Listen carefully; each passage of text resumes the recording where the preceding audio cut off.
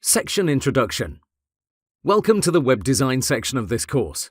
In this first part, we'll focus on the theory side of things and we'll get hands-on in the following chapter. It's essential you first learn the rules and best practices before you start your first project.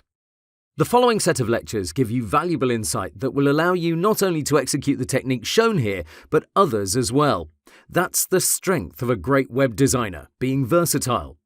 I have no doubt you'll assimilate all the following information, but remember, this is a long journey that requires patience and hard work. I'll be here with you every step of the way. All I ask is you be involved in every exercise and give your full attention to the following lectures. And again, they aren't focused on exercises or practicing certain techniques. Instead, they'll teach you the alphabet of web design, and armed with that knowledge, you can then start working. It's all about baby steps. Lastly, in the upcoming sections, your Photoshop version will be irrelevant. There are very few cases where it matters if you have CS6 or a previous version or you're a Creative Cloud subscriber using the latest release. When that happens, I'll be sure to mention the differences. I know you're eager to get into it, so let's jump right in. Must watch. No coding explained. Hello, this is an important subject we need to touch upon before we get into anything web design related. This course does not teach you how to code. You won't learn HTML, CSS, PHP, JavaScript, or any other web-related languages. Also, you won't implement our PSD projects into working websites during this course. And you might think, how am I learning about web design if we aren't going to do those things? Here's the idea. Being a successful freelance web designer doesn't require coding knowledge. By successful, I mean having a steady income of several $1,000s per month from a constant flow of projects. You might ask, is there a big market for web designers who don't know how to code? The answer is definitely yes. During this course, I'll show you how you can cherry-pick the best projects for you. It will be your choice from a pool of options. Don't get me wrong, people will not fight over you, but there's a huge demand for designers and you can tap into that. Think about any business, whether it's online or offline. They need a website that conveys their message, makes people engage with them or buy their products. Developers make the website work, but the true heroes are the designers who make the site gorgeous. At the end of the day, would you buy something from a website that looks like this? No, you wouldn't. Would it matter if it worked correctly, maybe even flawlessly? No, and that's where designers come into play and make the difference. We're the ones who can help build a great business through a beautiful and well thought out design. Entrepreneurs and business owners are realizing it's much better to have a separate person or team in charge of the design phase and leave the coding to someone else. Handymen who are good at everything are quickly being outrun by specialists. Everybody initially thinks it's best to hire a guy who can design and code. It's only one salary, right? Well, when they see the results unfold, they quickly realize it's best to go with specialists in their field. Here's what I suggest based on my experience. Instead of focusing on several things at once and becoming mediocre at them, focus on one thing and become great at it. I'm not doubting your abilities, but there are only so many hours in the day. That's why I think it's best you specialize in one field at a time. If you're trying to learn how to design fantastic-looking websites, but you also need to learn a whole bunch of coding materials, it's simply unreasonable to assume you can do all of these with no compromises. Yes, there are some people who take this approach, slowly grow on all sides, but that diminishes your potential to earn a living in the next few months, and it pushes back the number of projects you can tackle. That happens simply because you don't have enough experience in these two major fields, designing and coding. Here's what I propose. Become proficient in Photoshop, design a lot, make some money, and after you're comfortable with how things are going, then you can diversify your skill set. By focusing on the design phase, you'll encounter more specific issues, you'll make mistakes, and you'll grow from them. That's how you accelerate your learning. Undoubtedly, it's better to design and code your projects, but by being decent in both aspects, you're unlikely to make a significant impact. My approach also considers the fact that web designers who master the Photoshop part are more looked for than those who focus on the coding side. That's because when you show off a flashy portfolio to a potential client or agency, they'll surely appreciate your attention to detail, your beautiful color schemes, your amazing custom graphics, and so on. If you're great at coding, well, it's harder for the client to appreciate your skills. It's much more difficult to stand out in a crowd of developers. I'm not taking anything away from coders. I work with them all day, and for the past years I've been learning many programming languages, so I'm a coder myself. And speaking from experience, I think it's easier to learn how to code than how to design. That's why I recommend to my students to start with this course if they are interested in web design. If you want to be a fully fledged developer who knows how to implement his designs, that's great, but this course is a necessary step no matter what.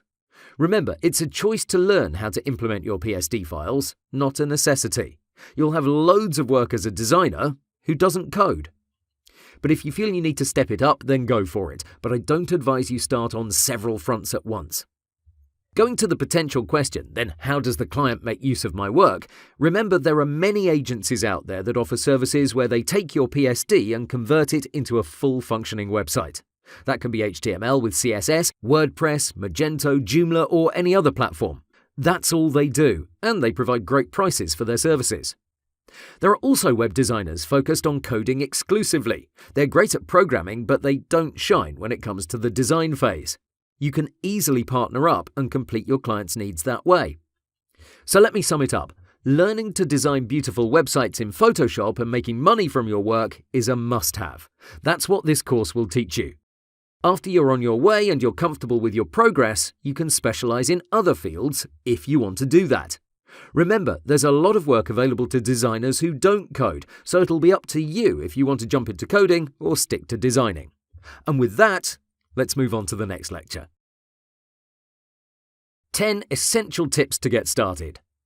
Welcome. Let's discuss 10 essential points you have to understand before you get into any project. 1. It's not innate talent, it's hard work. There's a misconception where people believe web designers are artsy, super creative, rebellious individuals who love to draw and freestyle their way through any project. I can tell you for a fact, that's not true. Having certain inclinations may be helpful, but I can assure you web design requires discipline, precision, hard work, and a whole other set of qualities that aren't attributed to eccentric artists. There's little evidence to suggest you have to be born with a certain skill set to be a great web designer. What I can tell you from personal experience and from the many stories from my students is that nothing beats hard work. That's why my motto is work hard, work smart, work long enough, and results will come. So don't think you have to transform into a flower power individual who paints with his hands to be great in this field. Follow my instructions and you'll see results, no matter your background. 2. Focus on speed. No matter what you do, try to pick up the pace. Use hotkeys, find out the most efficient techniques, cut out any unnecessary steps, do whatever you can to get faster. It's inevitable you'll make mistakes, you'll get upset, but what's essential is you understand it's a process. It's like going to the gym. Yes, it will hurt like hell, you'll want to give up, but stick with it. The more you put yourself out there, the faster you'll learn.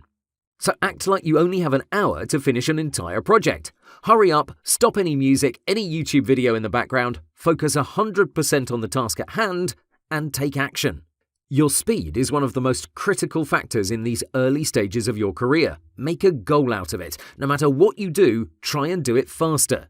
You can't get more hours in a day, but you can make the most out of them. Use that to get ahead of your competition. 3. No excuses. It's so easy to get caught up in various circumstances. Your computer isn't that powerful, your display sucks, you only have one monitor, you don't have the latest version of Photoshop, you don't have enough time, your partner doesn't support you, there's too much competition. Oh, I know them all. And they are excuses. Your willpower must overcome any problem you face. I'm sure you have certain struggles, but what matters is you get over them and you do what you need to do. How badly do you really want to succeed? If you don't have your heart in it, all these excuses will bring you down.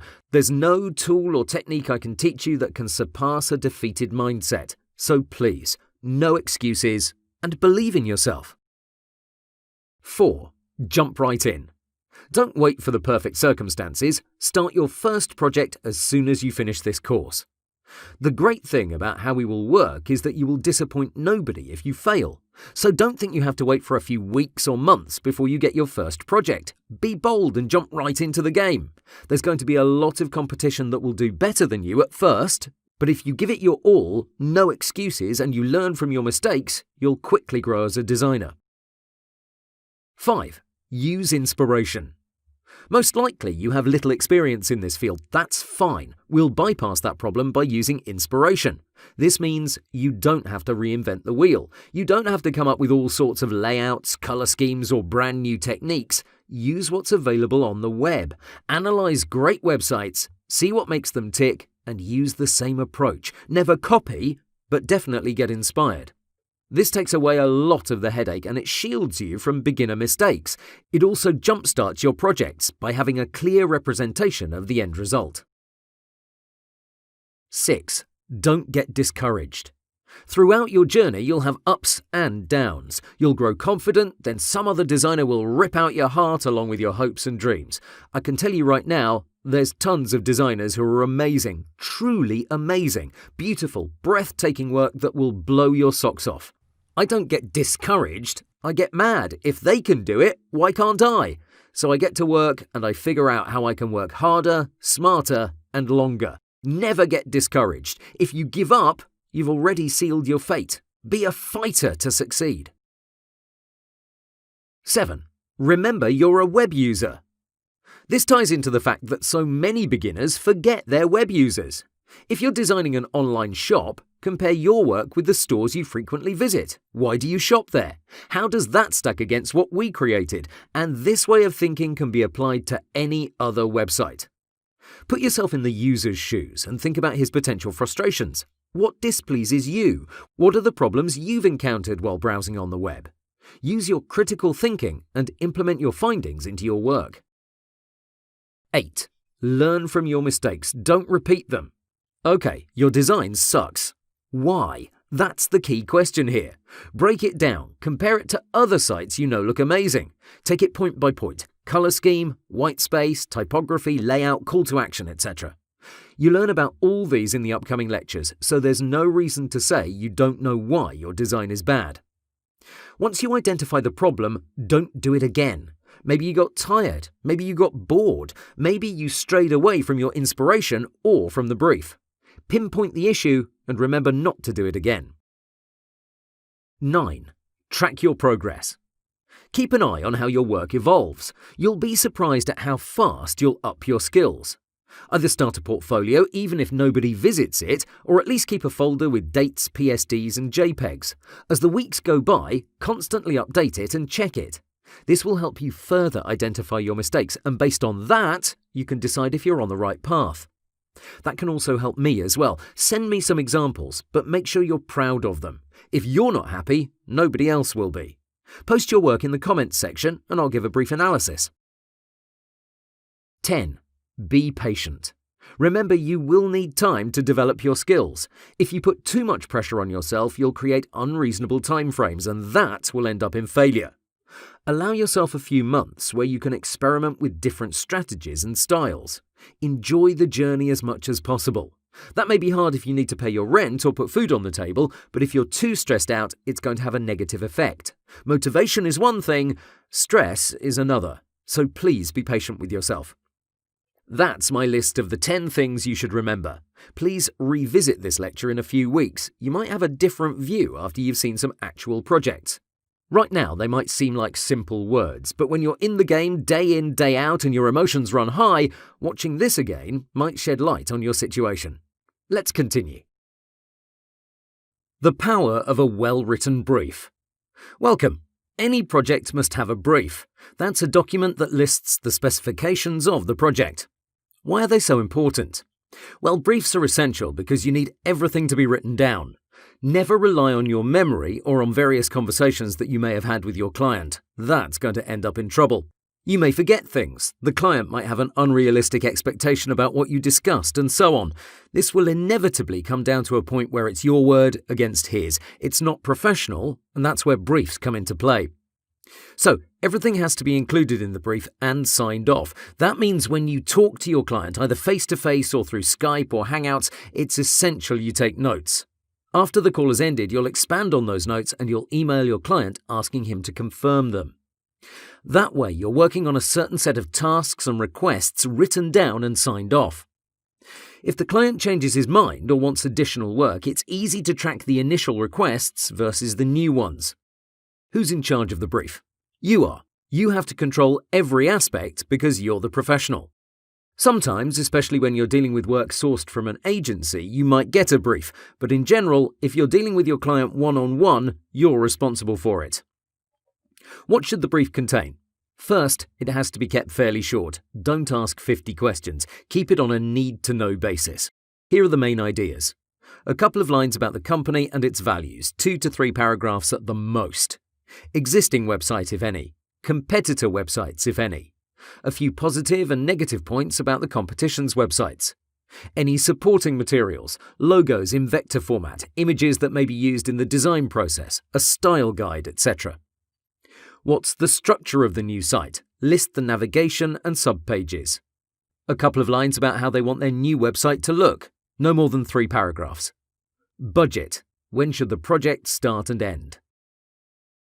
That's about it. From these points, you can get a strong indication about what the client wants from your end. Remember, they need a specialist, so that's why you have to set boundaries right from the start. You'll encounter people who want to be involved in the entire process, and you'll receive mini novels disguised as briefs. Put a stop to that by clearly mentioning the level of detail you're looking for. Others want to be surprised. Either they're too busy or they trust your expertise. A well-filled-out brief is still a necessity. How you package these questions, in what format and in what style, is up to you. Most clients are happy to fill out an editable PDF. Some prefer a Word document. It's your choice, but I'd say you should take your time to make it look right. Here's an example on screen. It's not amazing, but it has subtle touches that give an indication someone cares about their image. If you don't represent yourself, how are you supposed to help them achieve their image goals? Lastly, don't be afraid to add a few more things in the brief, but remember, one of the main reasons clients prefer a one-on-one chat is that they're intimidated by too many questions. After you've finished the course, I'd love to see your take on a brief. Put it up in the comments section and I'll give you my feedback. Have fun! Layer styles in CS6 and CC. Hi, in this video we'll talk about layer styles and how we can use them to power our web design projects. Let's explore the basics in Photoshop CS6 and then we'll move on to the upgrades in the CC version. We'll apply layer styles by clicking on this small FX icon at the bottom of this panel, or by double-clicking next to the layer's name. No matter how you do it, you'll end up with this window where you can activate and set up one or multiple layer styles. There's a myriad of options and combinations, and we'll explore some throughout the following lectures. To activate a style, simply click on its name or checkbox. By pressing on its name, you'll also get its settings, and each style has various options available. Some parts, like the opacity, are a constant, but some styles have specific fields you can adjust. One thing you should know is these features won't work on an empty layer, so if I create a new one, you'll see I can still activate this window. Trouble is, nothing's happening. That's because there are no pixels in that layer. We'll use all these features on shape layers, mostly rectangles and rounded rectangles. Let's quickly explore some of the most popular styles used in web design. Color overlay is very useful when you want to change the color of a layer. Here I have a black rectangle. With the help of this layer style, I can quickly adjust it.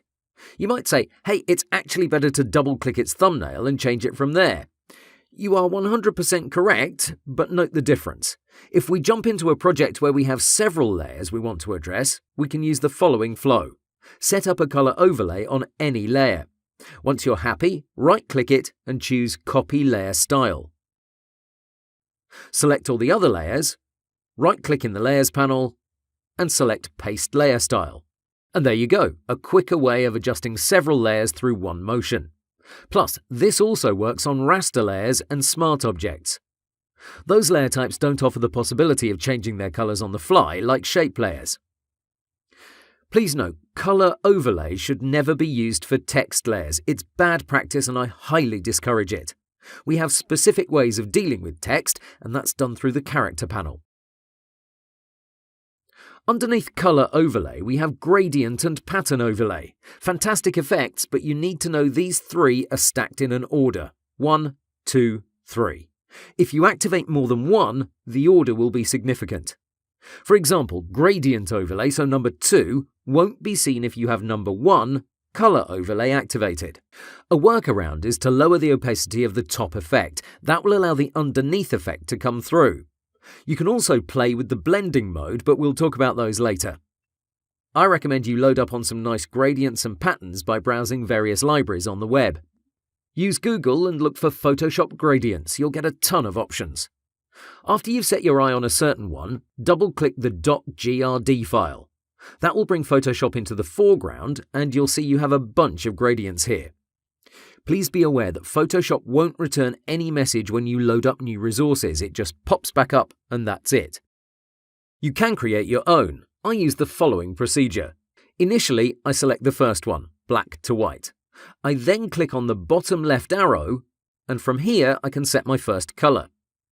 You can sample from just about anywhere. Then I repeat the process on the right side. If you like it, you can hit save. Name it and you'll see it in your presets list. Patterns work in the same way. The only difference is the extension, which is .pat. These are fantastic for backgrounds. They can really improve your design tremendously.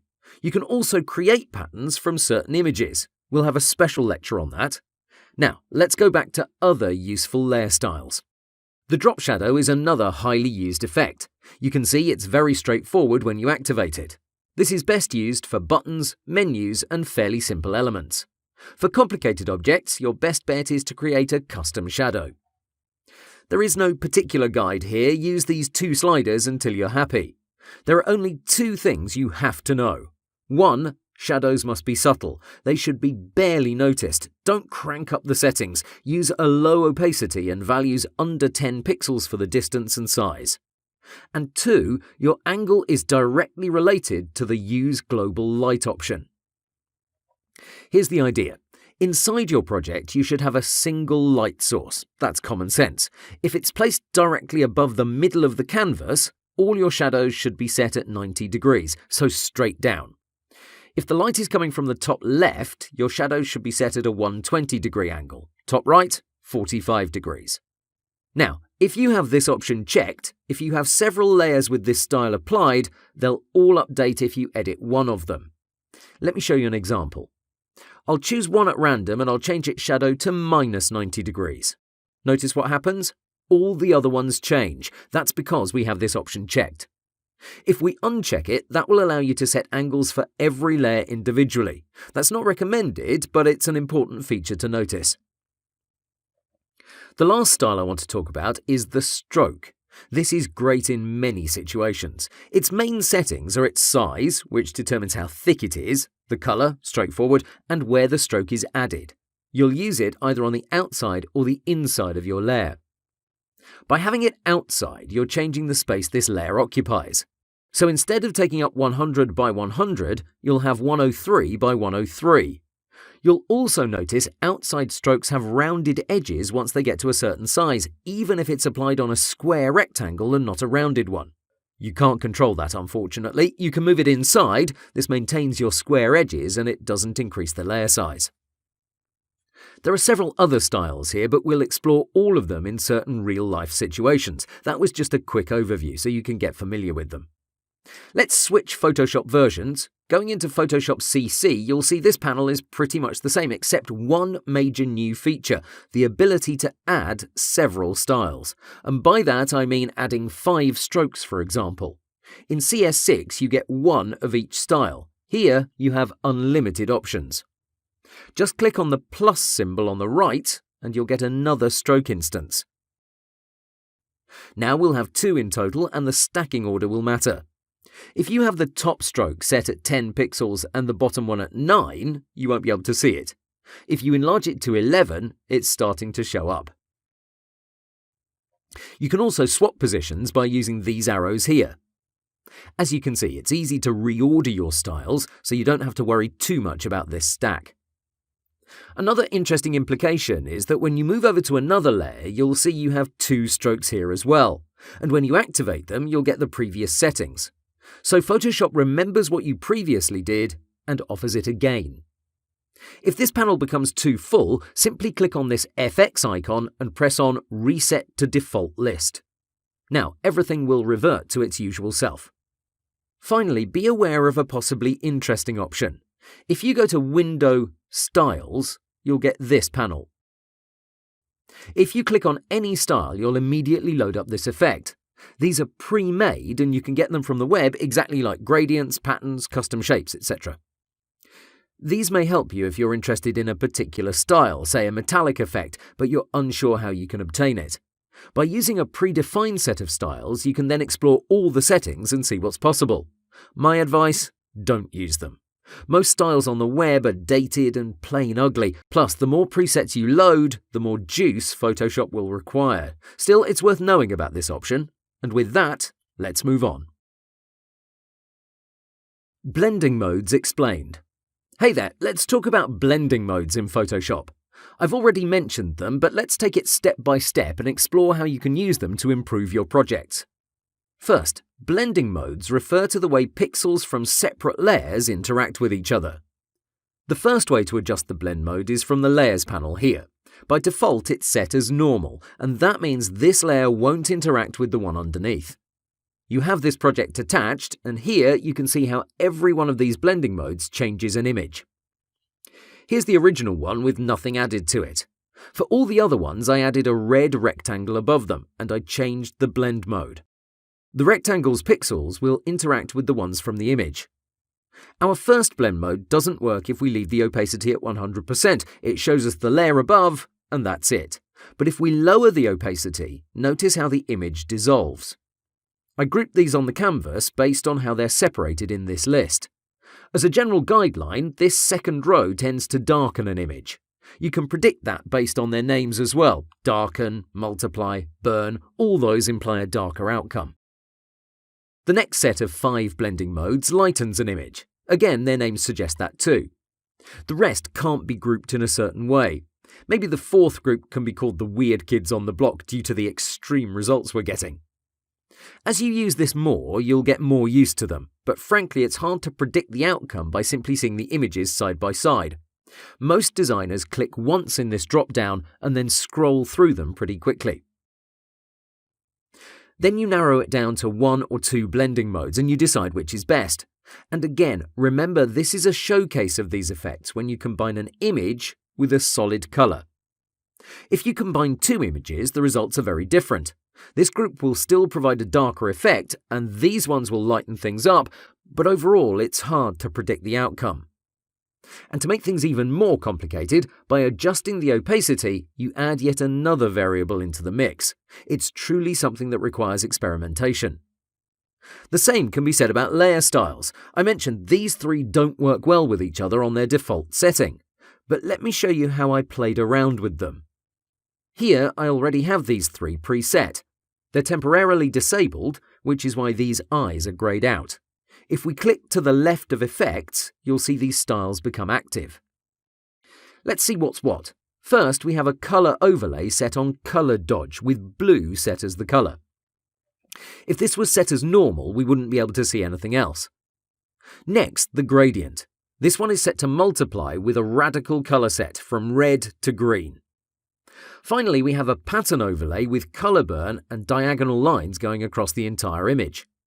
The outcome is very interesting and it took me only a few moments of experimentation. So remember that blending modes are powerful, even though they're hard to predict, they're still worth it. Let's continue. Hands-on navigation, creating modern main menus, number 1. Hi, in the next videos we'll get our hands dirty by creating several types of main menus. We'll focus on the latest trends, the do's and the don'ts. Everything I'm about to show you is version independent, so feel free to work along. I'll use Photoshop CC. First, here's the outcome so you know what we're getting into. Okay, let's create a new project with a width of 1600 pixels and a height of 600 pixels. Next, we'll get the rectangle tool and click once on the canvas. We'll choose 960 pixels for the width and 100 for the height. Switch to the Move tool, select the entire canvas with Ctrl A and use Align Horizontal Centers. OK, now open your rulers with Ctrl R if you don't have them already active. Drag out 2 guides, one for each side of the rectangle. Great, now we can delete this layer. What we just did is set up our active area in the project. This means inside these 960 pixels, we'll put all our content. We have extra space on the sides for presentation purposes only. That's how we'll work on real projects as well. Regarding the 960 pixels, that's the minimum, and it's still used, but we can go up to 1200 pixels for a wider look. That's the max, don't go over that value. Now, let's prepare our resources. We'll get a cursor from iconfinder.com to show our hover state.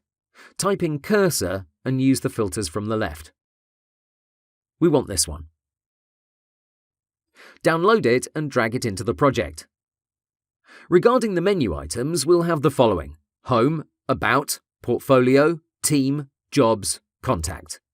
All these will be written on one single text layer, and I recommend you always do the same. I'll paste it in to save time.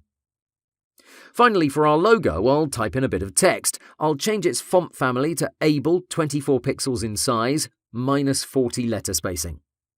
For its colour, I'll use a nice shade of blue. I already have a code selected, 165EF0. If you don't have this font installed, I have a lecture about managing text layers in the first part of the course. Okay, menu number 1 requires a grey background that will give us some contrast. Grab the rectangle tool and draw something that covers the entire width of the screen. Now, switch to the Move tool and align its top and left edge with the canvas. Remember to use Ctrl-A and these alignment tools, or simply move it into place. Next, use Ctrl-T to cut down on the excess. Okay, this looks fine. Let's change its colour to a light grey. I already know a good code, F2, F2, F2. You'll see you'll remember some of these pretty soon. Place this layer at the bottom of the Layers panel and arrange the logo somewhere in the top left next to our guide. So far, so good. Duplicate the grey rectangle and change its colour to white. Resize it to about 70 pixels. Get all the elements except for the grey BG and align them vertically. Precision is key when dealing with menus, as you don't have a lot to work with. Now, let's focus on the font. For this one, I'll go with a favourite of mine, Montserrat. It's a Google font, so you can easily get it. 14 pixels for its size, so fairly small. For its colour, I'll go with a medium grey, 555. The complete code is 555555, but when all 6 characters are the same, you can type in just 3 and get the same result. Now, let's adjust the spacing between each element. Here's the process. You use your spacebar, not your tab key, and you approximate it.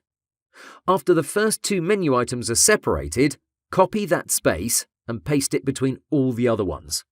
Now you have the same space. If you're not happy, simply add or remove a few. I like to work in 2 spaces as my increment, so I'll add 2 here, 2 here, 2 here, and so on. I always stay consistent because I don't want to copy-paste yet again. Now, we have to show we're on the home item, so we'll make it blue to match our logo. Here's a nice shade, 1157E6.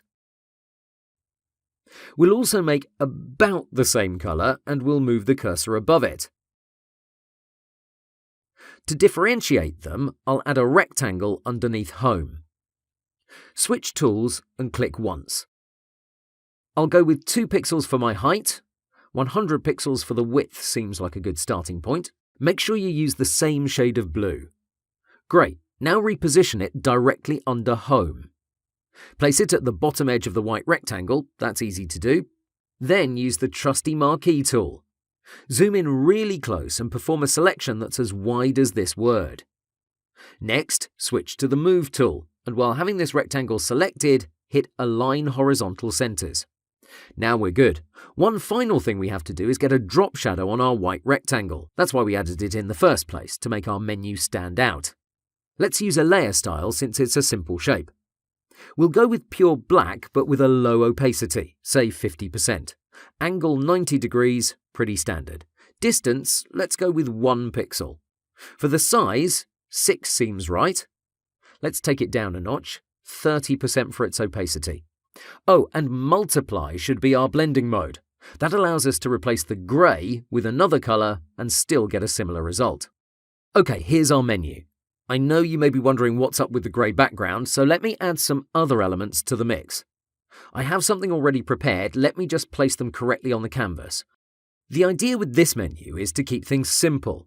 Your user wants to focus on the actual content, which starts immediately underneath your navigation. We clearly separate these two areas by using colour and a drop shadow. This main menu can also be made sticky, so as you scroll, this area can move down with you. What makes this menu interesting? The font family, its colour, and its spacing. There's nothing impressive about it, yet it's one of the most used menus in web design. It's clear, it's intuitive, and it doesn't steal the show. That's the purpose of the content. What you should avoid when designing menus like this are the following. 1. Making the white rectangle too tall. I recommend no more than 90 pixels, and that's the absolute limit for me. This area should be compact. 2. The font size. Don't go too big. I'm using 14 pixels, but with all caps turned on. If you disable it, you could go up to 16 pixels, but no more than that. We're looking for great legibility, and that can easily be obtained through fonts under 20 pixels. There are exceptions, yet I believe most beginners mess up their font size by going too big. Go conservative. 3. Don't use pure black as your colour. Modern web design requires a lot of greys. Experiment in the colour picker, but avoid 000, which is pitch black. 222 is my darkest, and I go up to 777 in certain situations. And that's our first menu. Get to work, see how you do. Good luck! Hands-on navigation, creating modern main menus number 2. Welcome, let's get started on our second main menu, which is going to look like this. We'll use our first PSD as our starting point. I'll make a copy of it and paste it in the same folder. Now I'll rename it to menu number 2. Let's open it up and get cracking. First, let's remove the grey background. Select the white rectangle and eliminate its drop shadow. When you only have one effect, it's much better you right-click and hit Clear Layer Style, rather than disabling it from this eye icon. Just a personal preference. Double-click its thumbnail to make it a light grey, something like D2, D2, D2. Looking good. Now let's resize it to 1 or 2 pixels in height. We could have used the line tool instead, but this gets us familiar with transforming shapes. Now let's focus on the text. Change it to bold so it stands out more. A common practice is to grey out the active menu item. That's how you tell your user he's already on that page and it doesn't make sense to click it again. Here I'll use C9, C9, C9. The rest will have the same shade of blue as before, 1B75FA. There's one exception, about, which will tell us we're hovering over it. We'll make that a dark grey. 333 is a good option. Since it's already very clear we're on the home page, let's move the blue rectangle underneath the About item. Get the Marquee tool and repeat the process from the previous video. Make a selection as wide as the word, switch to the Move tool, and use Align Horizontal Centers. And that's our menu. Super simple, you might say, but again, this is popular.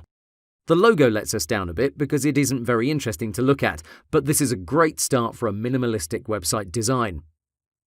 In this right hero area, you can place a phone with an app inside it. You can use something very colourful that stands out, etc. These types of layouts are challenging for beginners because you have so little to work with. It's hard to hide behind anything. You'll also notice I have quite a lot of space between these two lines. Same goes here for these three, where we have a leading of 31 pixels. Nothing here is spectacular, but when you put them all together, it's where it all comes alive. So I advise you to consider carefully this main menu in your next project. As an alternative, you could make these 4 menu items black and have the About in blue. That works just as well. It depends on how you want to continue your design. But remember, it's all in the details. For example, if you don't have enough white space, also called empty space, this dramatically changes. Look what happens when I bunch these together. Not so sexy now, is it? That's why these menus have no additional decoration between them. We could have easily added this symbol, or this one. You get that by holding down the Alt key and typing 0149. And it doesn't look bad, but it's essential you stick with an idea throughout the site. If you want to add extra decorations where it's not needed, then you have to step up your attention to detail everywhere and add those little bits and pieces. If you do it only on a single area, it might look like a mistake, or at the minimum, the design won't be cohesive. This type of design also works well with flat colours. Let's unlock our background layer by double-clicking it. I have a nice colour code already prepared, EA335B.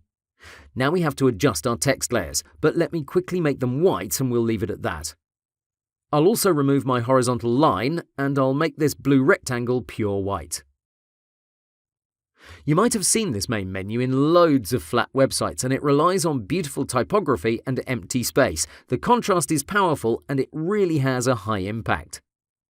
Lastly, I'd say this is better suited for designs that have either little menu items or on designs with an active area of 1200 pixels. Here we have 6 pages, any more and it would have felt crowded. So have a go at it. Try these 2 designs for yourself. See how you do. Hands-on navigation, creating modern main menus, number 3. Hey, let's create yet another main menu. This one will look like this. We'll also have variations, but we'll talk about them at the end of the video. We'll use menu number 2 as our starting point, make a copy of it, and rename it to menu number 3. Great. A very popular trend nowadays is to use a full screen image or video in the top area. This creates an immersive feeling, and any movement whatsoever in this region will create a higher impact in the user's mind.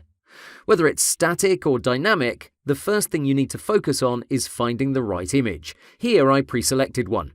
This is how it looks. By being fairly dark at the top, you can use a white font and get maximum contrast.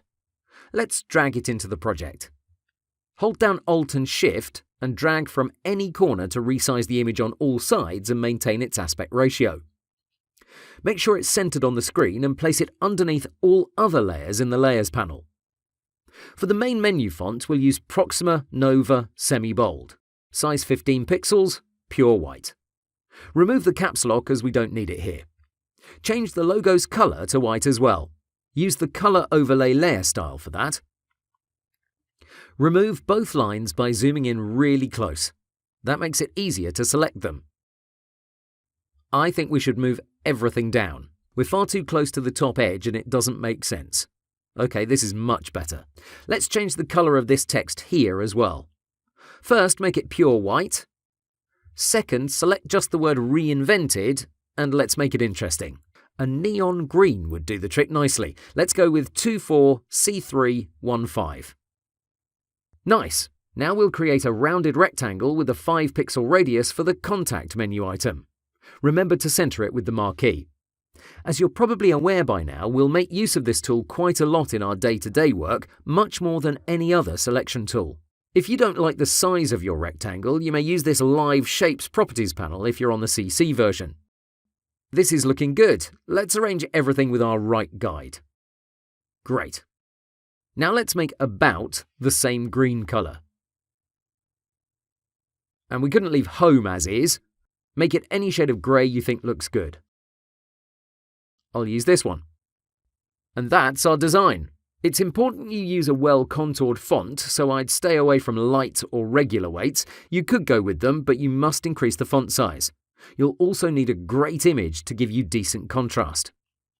Remember, that's how we started this design, by saying the image or background video makes or breaks this style. Here are a few things you can do if you can't find something great. First, you can select the background image and opt for a color overlay.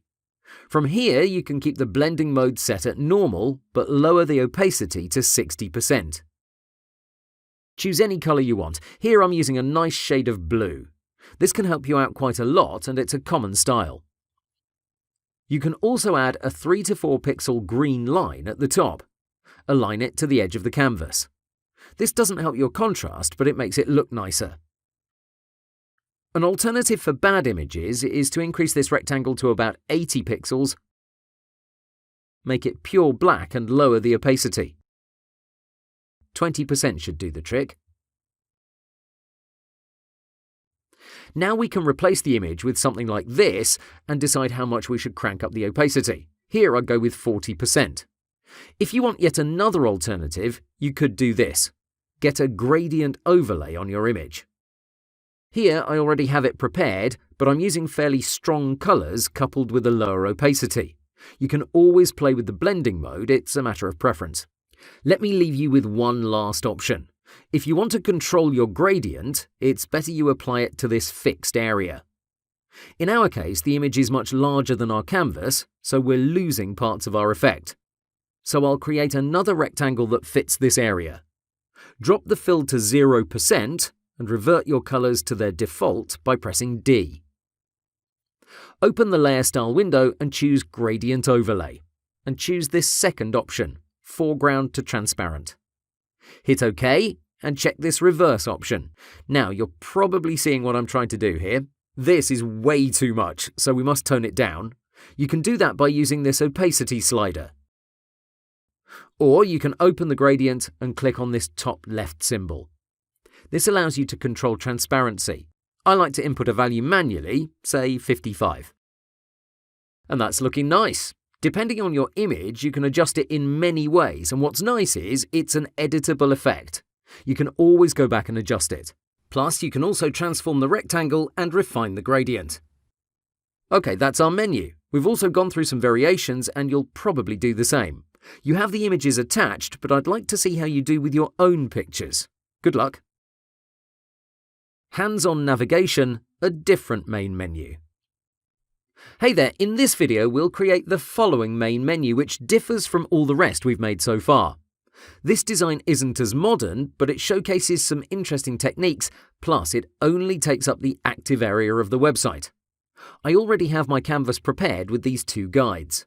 Between them, I have 960 empty pixels. Let's get to it. Select the rounded rectangle tool. I'm using the hotkey U and Shift U to scroll through the other shapes and adjust the radius to 4 pixels.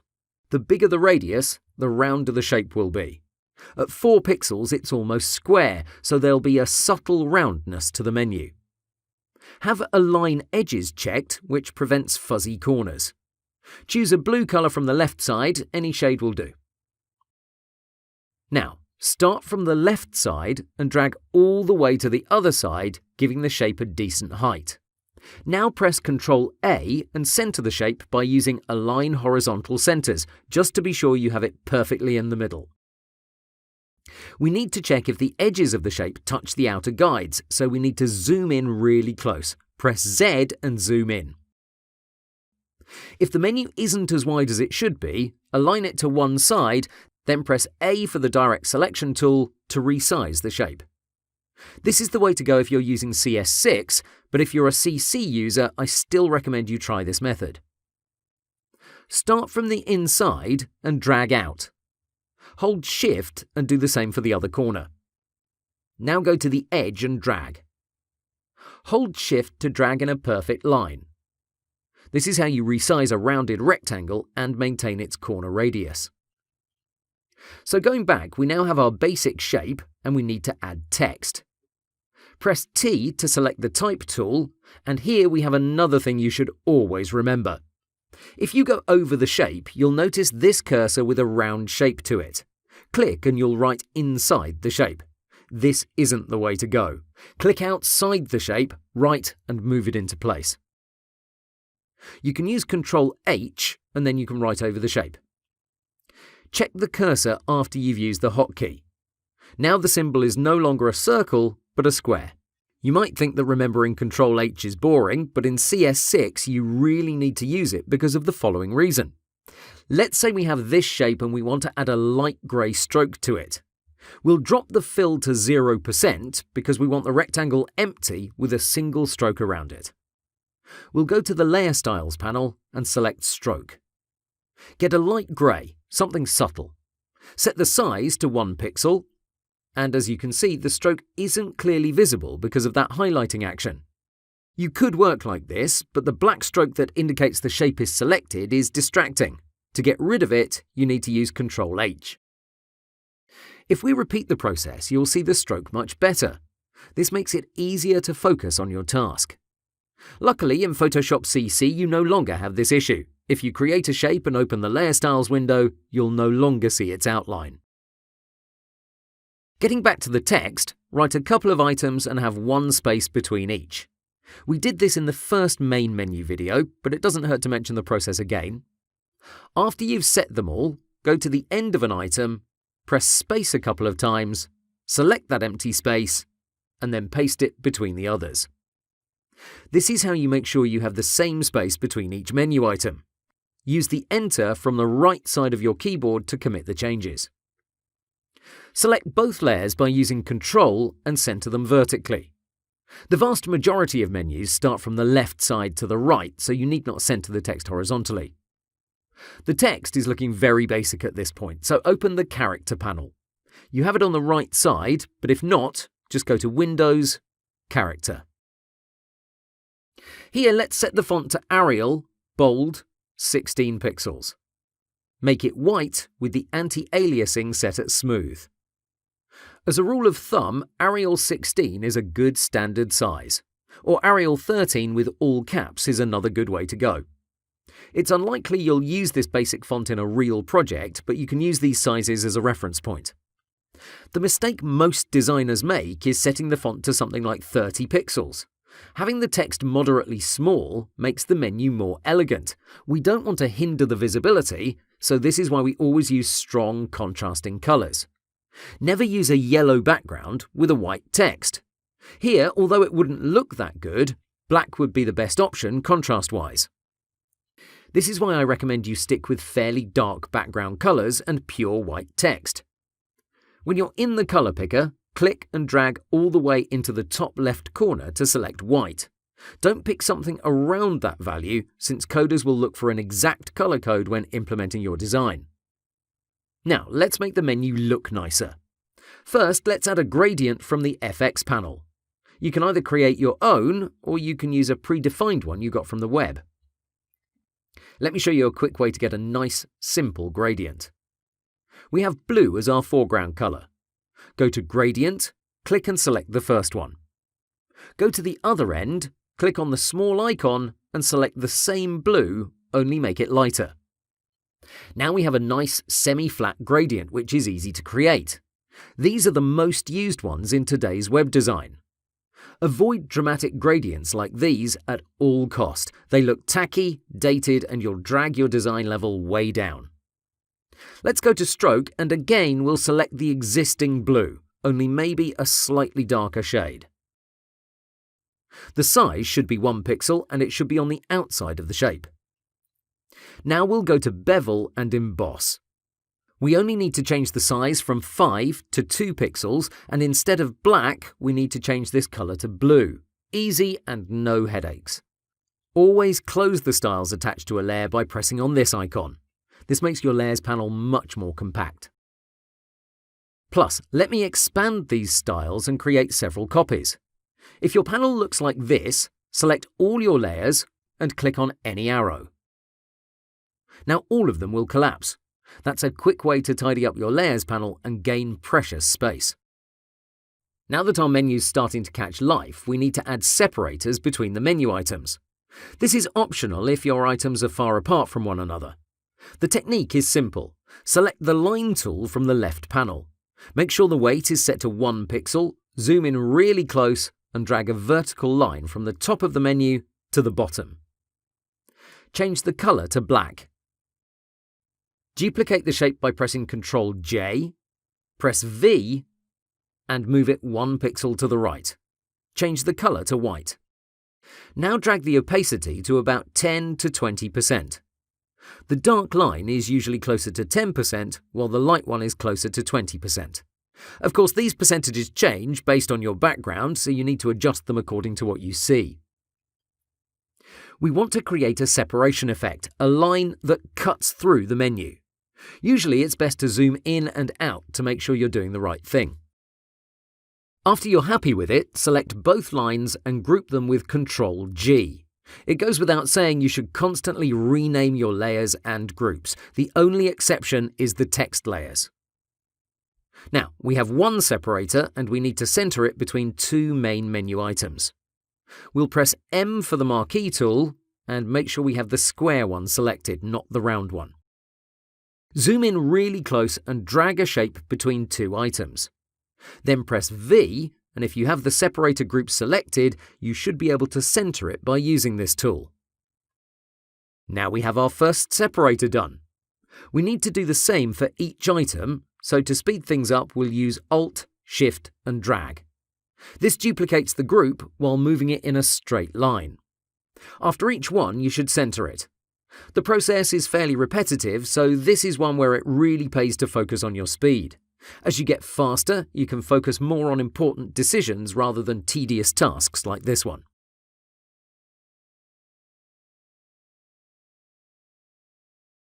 Okay, now we've arrived at the end of our menu. Where do we place our last separator? Well, we'll use the marquee yet again to measure the distance between the separator and a menu item. Here we can see the value we have to use on the right side of this item. So now it's easy to position this last element correctly. Notice that eyeballing is never a good option. You either strive for pixel-perfect designs or you're just fooling around in Photoshop.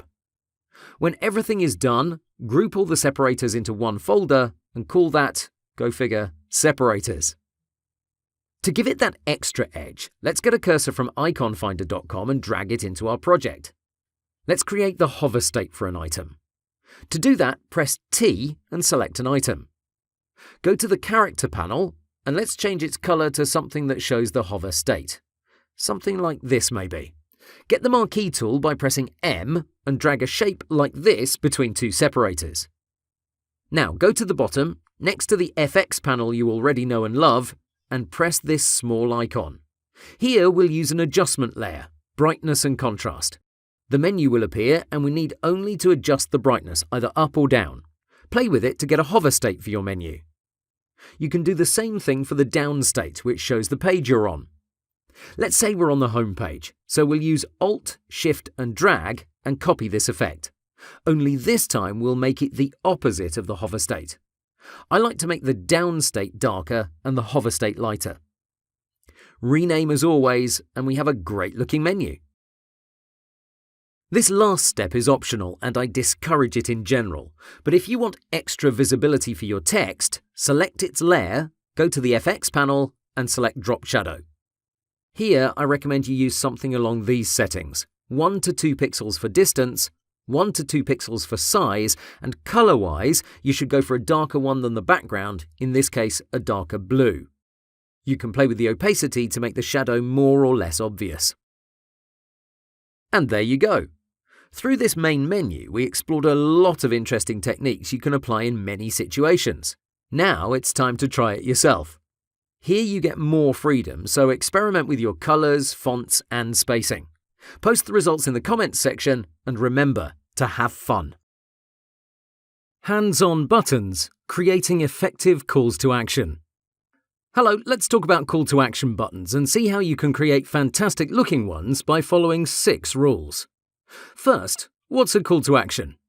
Well, websites are full of buttons, but call to action buttons are the most important.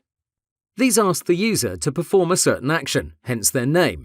Every website should have a particular goal in mind, whether it's to sell a product, to download a file, to start a membership, or so on. To make that happen, we rely on CTAs, calls to action. Let's see what makes a great CTA button. 1. Use striking colors. The user is bombarded every second of browsing with flashing colors, animation, movies, larger-than-life photos, and with so much competition, an effective call-to-action button must stand out. We can't rely on its size since there's only so much wiggle room, so we focus on choosing a striking color. You should rely on this area of the color picker, so vibrant and very saturated colors. Let's create our first button. I'll use the rounded rectangle tool with the radius set at 5 pixels. Regarding the size, we'll go with 200 by 60 pixels. For the color, I'll go with a powerful red. I won't give you a specific code, instead we'll play around and see what's what. Now for the text, I'll write checkout in Proxima Nova semi-bold. For the size, I'll go with 15 pixels.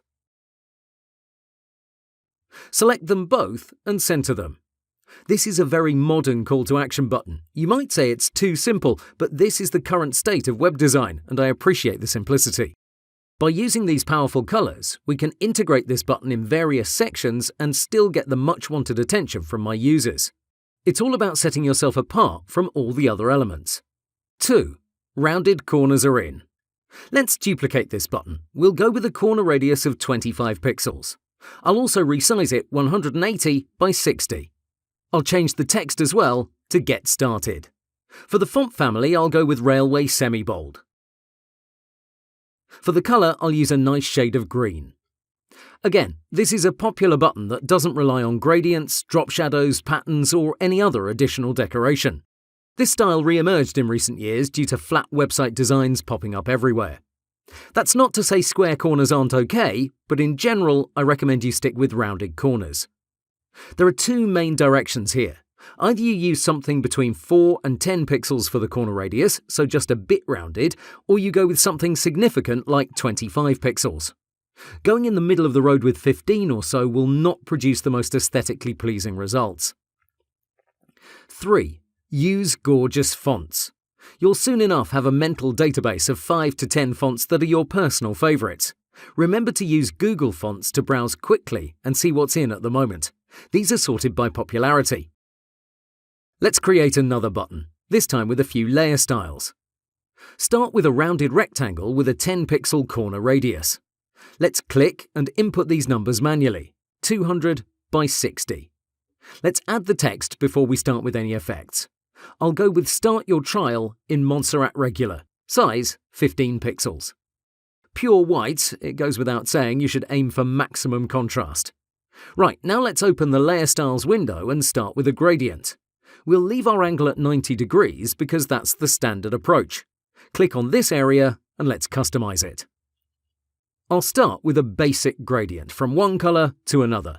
If you click on any of these pre-installed ones, you'll get some funky options. That's why I'm constantly resorting to the first few options. Okay, the left side is for the bottom of the button. Here we'll go with a darker shade of blue. Something like that, but it's not written in stone, we can always go back and adjust it. Now for the right part, which controls the top of the button. Notice something interesting here. If you try to sample a color from this button, it won't work. Here you'd expect that if I clicked, we'd get blue, right? That's not what happens. Instead, I'm getting green. That's because our gradient hasn't been applied yet, so as far as Photoshop is concerned, the button is still green. We're seeing it as blue, but this is just a preview the program's offering. If you really want to sample from that color, you must first commit to this gradient. Now, if you repeat the process, you'll see it'll work just fine. Okay, fast forward and I'm happy with this gradient. Now let's add a drop shadow, but it won't be what you expect. I'll change the blend mode to normal with an opacity of 100%. For the color, I'll sample this from the bottom region and go down a little more. For the settings, I'll keep the angle at 90 degrees, but I'll use a distance of 4 pixels in combination with a size of 0 pixels. That's going to make our shadow solid. Now you can see it's looking like the button is 3D, like it has depth. This is controlled from the distance slider, and you can decide how much you want. Finally, I'll add an inner shadow, which again won't be standard. I'll use pure white with the opacity set at 100% on normal. Next, I'll go with 1 pixel for its size, and that's it. The rest will be set at 0. Notice how we have a highlight of sorts at the bottom. And that's our button. Though it requires several techniques, I wouldn't say it's as modern as the first two. It's a question of personal taste, but also a matter of circumstance. Here we have these CTAs isolated, we have no supporting content, so it's difficult to give a definitive score. I can tell you that you should focus on semi-flat gradients, so the difference between your colours should be minimal. Let's continue with our 6 rules. Rule number 4. Don't clash with other buttons. You might need several buttons in your design. What's the approach there? Should we use the same design multiple times? No, instead we do the following. Let's start with a rounded rectangle with a corner radius of 5 pixels, size 275 by 60. For the colour, I'll go with something fairly desaturated but still striking. This will do the job nicely. I'll write "Take this course" as my text. Font-wise, let's use Open Sans Light. 15 pixels for its size, centre it inside the button. Pausing here, let me give you a quick tip. If you're unsure about the font, do this. Select T for the Type tool and change your text alignment from left to center. Now use the alignment tools to put it back in the middle of the button.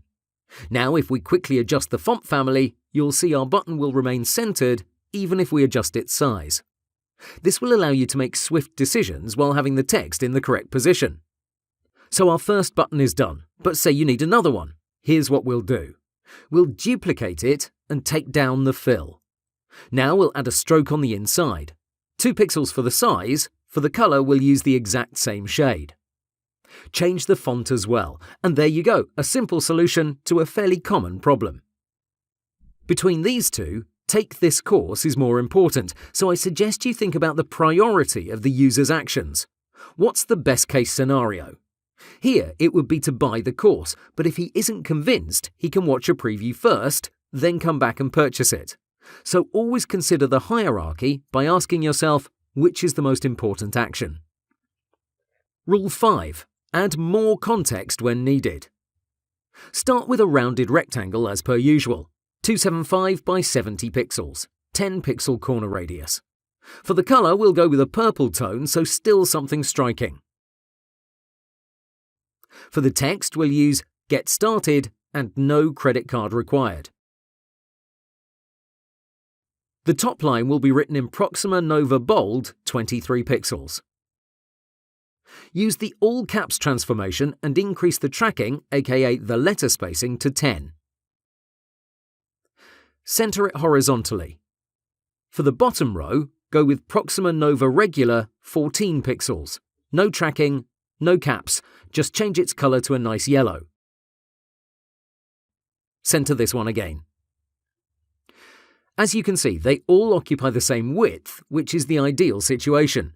If you can't do that, make sure your second line is a lot wider. You don't want a little bit outside these two imaginary vertical lines, you want a lot. Besides that point, one piece of advice that can help you is this. Adjust the vertical space between the two lines until you're happy. Then to center them inside the button, make a group first. Now select the group and the button and use the alignment tools up top.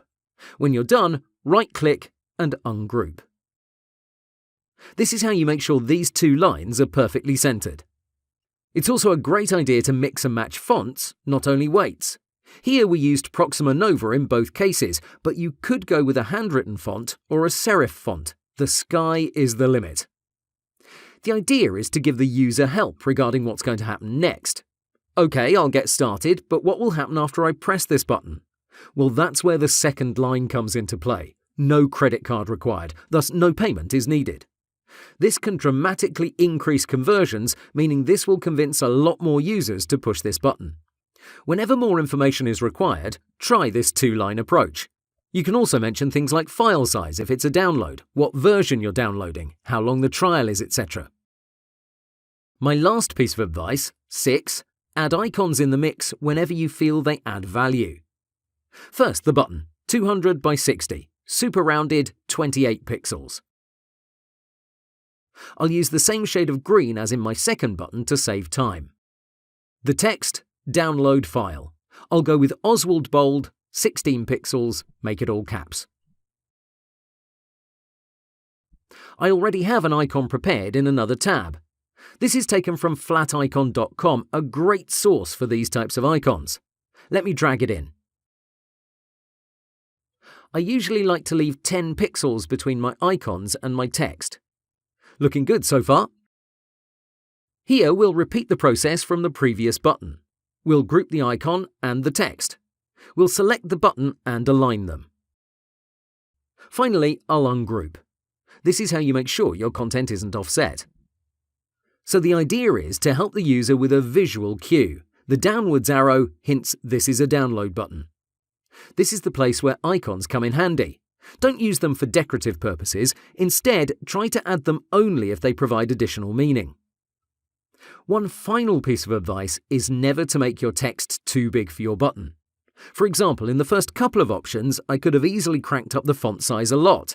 That looks far less elegant. Smaller is always better. Remember, your users aren't half blind. With that, we've concluded this lecture. It's now your turn to create all these options.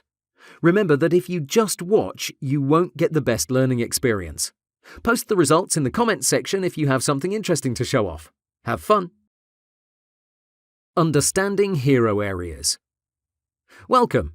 In this video, we'll take a different approach than in the previous lectures. We'll explore several websites and see what makes them tick. You'll see what we just spoke about earlier regarding navigation, buttons, and general web design topics. What's important is how they are tied together in one package. First, the hero area means the most important part of the site.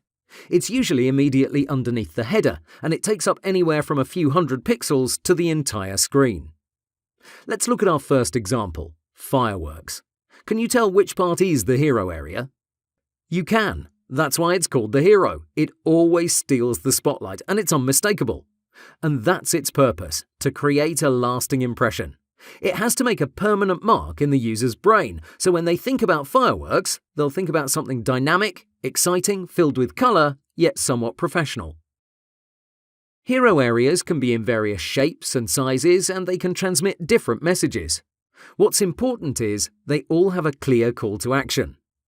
A well-made website always has a goal, whether it's to make the user sign up, purchase something, fill in his information, make a phone call, get in touch with the company, or whatever it may be. The hero area should help achieve that objective. Here you can see this is a marketing agency. How do we know that? Well, it's clearly written. That's the first thing about great hero areas. They transmit the message in a concise and straightforward manner. Nobody reads full paragraphs, decisions are made quickly. When you design your next website, keep the message clear in the hero area. Be as short as possible, cut down any unnecessary words. That's why this is so well thought out. On the first line, they showcase something about their mindset, it says feel and respond. That does nothing to the average user. What's that about? What should you do with that information? But immediately after, you get the full idea. We're a marketing agency. So now you know what they're about. That helps clients grow their business faster. So immediately you understand what they can do for you. So we have a little something about their business culture, mentality, or whatever you want to call it, but they're also very clear in the subtitle. Underneath that, we have the main call to action. Watch our video. Here's the idea. Big companies rarely have a sign up or get started button. What's most important for them is to entice the user with their brand. From my experience, these types of agencies don't work for anything under $50,000. That's $50,000, and they can go far beyond that. The clients with the cash rarely sign up and place an order through their site. That's why it doesn't make sense to place such a call to action button. Instead, they rely on making a big impact. Speaking of that, this animation in the background is really something else, isn't it? The movement, the bright colours, plus the fact you can interact with it with the help of your mouse, that's fantastic for user engagement. But let's not dwell on this site any longer. Let's continue to another case study. Timber. This is with an M, not an N. This is a service aimed towards app developers who want better analytics. That's what I can immediately tell by everything that's going on. I want to draw your attention to the hero area.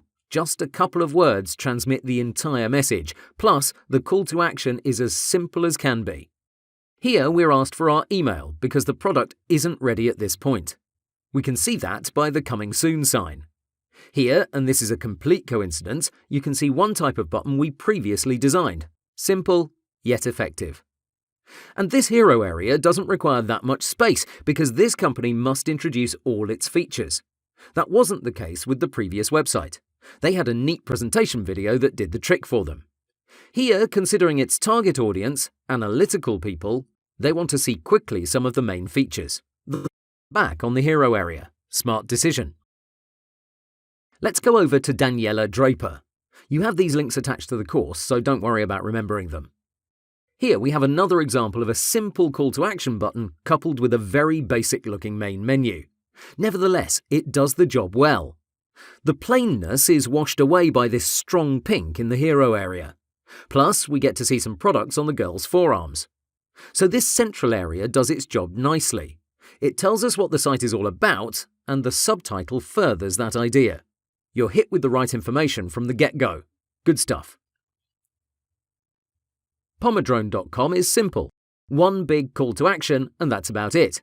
The hero area is the entire website, and that shows that less can be more. This is super risky though, and I wouldn't advise you to take this approach on your next project, but I wanted to show you how some people strip everything from a website. Lapse is a favourite of mine. It's a perfect example. In the main headline, you get the entire essence of the product in 5 words. How can you improve on that? The second line further improves it by adding attributes to the table, and the call to action button is unmistakable. It has a nice hover effect, and it uses that arrow to entice you to get going. It adds no particular meaning, but in this case I think it's nicely used. I also like how they approached the main menu. We clearly have 2 main actions, either sign it, which isn't that spectacular, or create an account. That's nicely brought out front with the stroke, and as you hover over it, you'll see transitions to a full button, like the main one. Fantastic hero area here, though this is more of a landing page than a proper website. I think it needed your attention. July features one of the most popular hero areas in modern web design, a great-looking thin font slapped on a short video with a colour overlay. It's so simple, yet it makes such an impact. That's why I love web design and how it evolves. I hope this shows you that buttons need not stand out with crazy gradients, drop shadows, bevels, 3D effects and whatnot. This is the type of work you need to produce, yet it's very difficult to do that for clients who don't have the right budget or the right perspective on their image. More on that when we jump into some real projects. Finally, I want to go over a few other websites quickly. Cleverbirds.com shows us that creative agencies rarely have a clear call to action. They need to impress more than anything else. That can be done through showing off their awards, their former clients, impressive imagery, etc. You'll need to understand how these corporate websites work because you'll do a lot of them, especially for lawyers and various tech companies you know nothing about. Mixed is another agency. Big, bold, powerful colours for a fantastic impact. As you move through their websites, you can see the same style everywhere. This hero area says a lot about them, even though it doesn't ask for a specific action. Finally, I want to leave you with Hammerhead. This is an intelligent device for bikers. I know little about it, and the company's aware of that. That's why they focus on user education before proposing a purchase. You'll notice we have a play video in the hero area, and the buy now button is in the header. That's an interesting decision, and it tells you that you should always think about what's essential for the user, not just for the company. These guys want to sell, but if nobody knows what their product is about or what it doesn't matter how big or bold you slap a buy now button in your website's prime real estate. The lesson here is always to think about both sides of the coin, not just your client. And those are examples of hero areas. Please visit all the links and carefully analyze them. Once again, see those tiny details that really make them great. Have fun! Techniques that prepare an image for the hero area.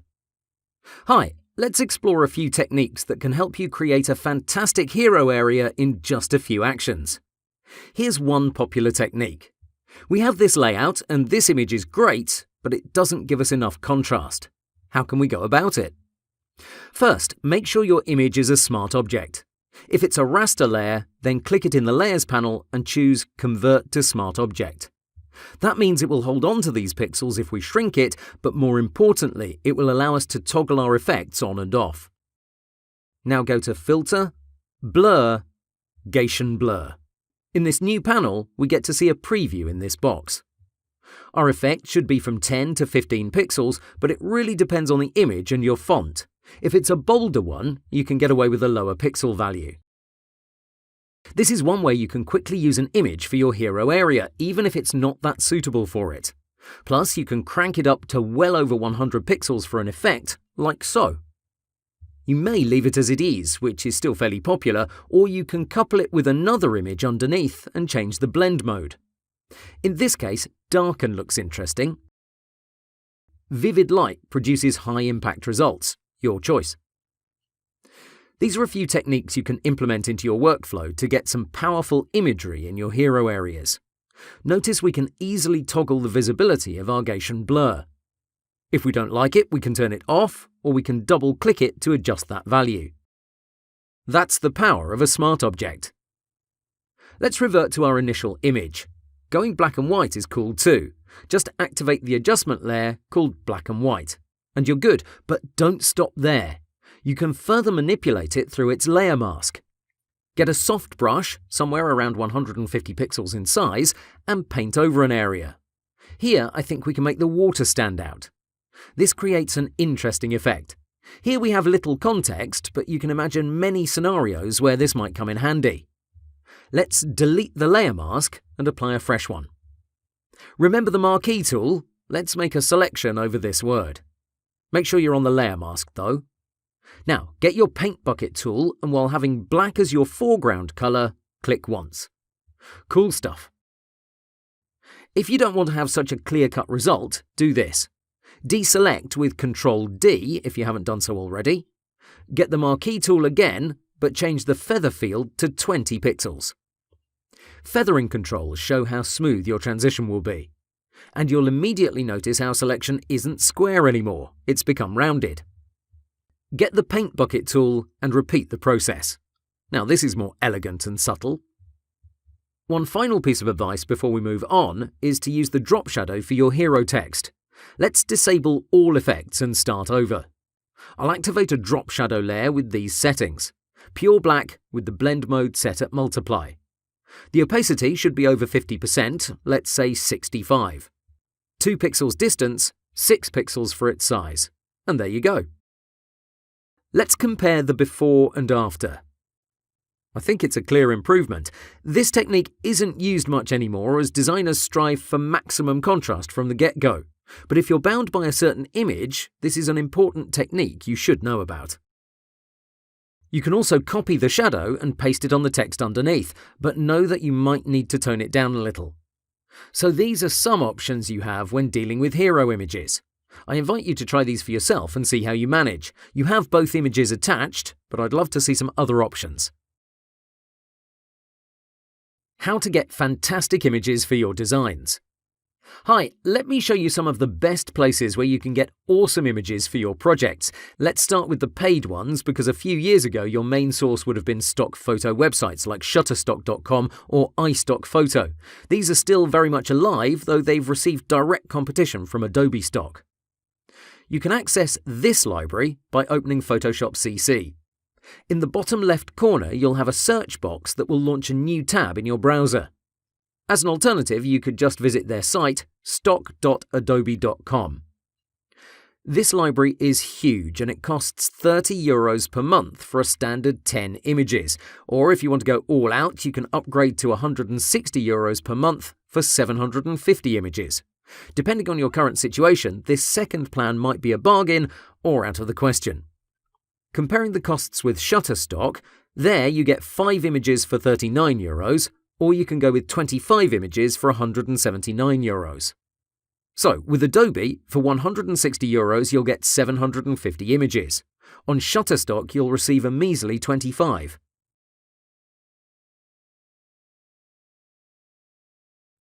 Going to iStockPhoto.com you can get 750 images for €133 per month, so cheaper than Adobe. Overall, if you want to purchase stock photos, here's why I think you should go with Adobe. They have direct integration with Photoshop. It's easy to download previews and purchase images. Here's how it works. Say I want a business image for my design. I'll use this search box, and this first one is what I'm looking for. If I hover over it, I can immediately download a preview by hitting this button. You'll get the saved message, and now I can go into Photoshop and open the Libraries panel.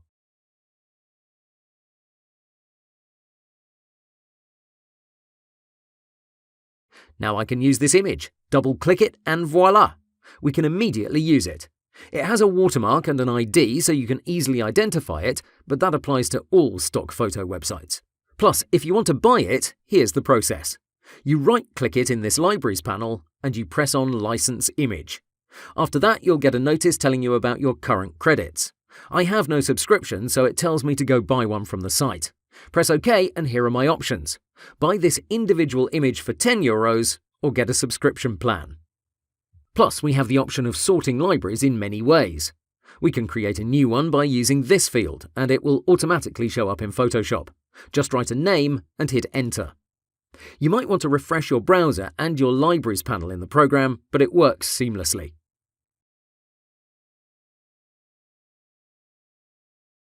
Okay, enough about paid options. Let's explore some of my favourite free sources of images. Unsplash.com is one of the best out there. I've been using it since it first launched and it's filled with beautiful images. Recently they've introduced a search filter, so that can help a lot. The license is do whatever you want, which is fantastic. This is where I've gotten most of my images for this course, and you have them attached to their specific lectures. Plus, you don't have to create an account or put in any information. Just download any amount of pictures and use them immediately. The image size is great too. The only downside is it doesn't have hundreds of thousands of photos like the paid ones, but I can live with that. My second go-to option is pixabay.com. This competes in size with the big boys, it has a great search engine and the license is super permissive, so overall it has little to no drawbacks. The only thing you may encounter is images may be tagged incorrectly. Also, stock photo websites usually feature professionally edited images. Here you can expect the colours to be washed out or have imperfections, but hey, they're free. The guys at madebysource.com even made a fantastic Photoshop plugin that rivals Adobe Stock's integration. This makes it easy to load up images without leaving the program. You can get it for $19 and you can watch this video to see the advantages. It's a great deal for something that offers unlimited value. My advice is get your first project, complete it successfully, and invest that money in tools like this one that offers a huge return on investment. Finally, there's another site you can use to find other various free galleries. It's called freeforcommercialuse.net and it features a long list of websites. Thing is, most of these aren't that great. They have a small selection, they're too niche, they're hard to navigate, and so on. That's why I suggest you stick with these two, Unsplash and Pixabay.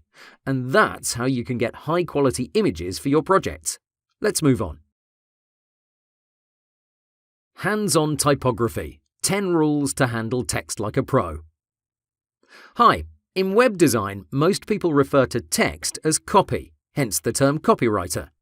This is a component you must inevitably deal with in every single project, and in this lecture, I'll guide you through the ropes. Please download the PSD that's attached to this video and together we'll work on it. We'll make most edits through the character panel here.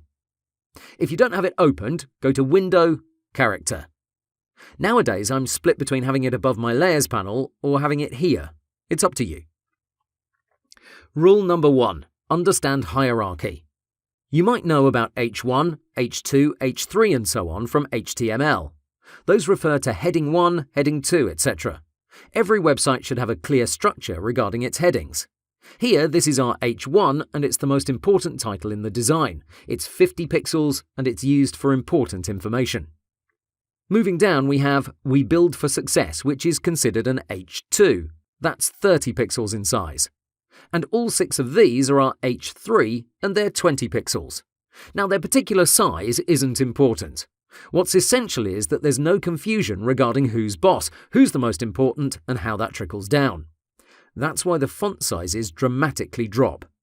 So whenever you start your project, create a clear hierarchy for your text layers. You should define all your headings. There are 6 in total. Besides them, you should consider your body text and any other particular elements you may have in your design, like quotes or bits of code. Each should be clearly set up, and you should be consistent in your sizing and styling. Rule number 2 is more of a general piece of advice. Never use hyphenation. It makes the design look strange. That's best used for other mediums, but in web design it has no place. Let me show you how you can control hyphenation. I'll select all 6 layers and I'll open the Paragraph tab. That's usually next to the character panel. From it, we have this option, Hyphenate. If I check it, look what happens. This is not what we're aiming for. In the latest version of Photoshop, that feature is turned off by default, but just in case it's somehow on, uncheck it from this panel and you're good to go. Rule 3. Changing colours and resizing should always be performed from this panel. Here's the procedure. I have these 6 layers selected. Now I can go to the Character tab and increase the size to 14 pixels. Not OK? Let's try 12. OK, this is too small, so it's hard to read. Let's change their color. Click and choose another one. Move through your color picker, but since you have multiple text layers selected, you won't see a preview. Hit OK, and now you can see the result. That's how you do it. You may ask about the alternative. Well, here's what some designers do. You get a text layer and use Ctrl-T on it. You may add the Shift key into the mix, but look what happens to its size. You no longer have specific values like 20 or 30 pixels. Instead, you get random values that are hard to implement and difficult to keep consistent. Don't do that. Other people like to use the color overlay layer style. You activate it, choose your color, and then the bright idea is to copy-paste the layer style on several other layers. It's more time-consuming and it really doesn't make sense. Don't do that either.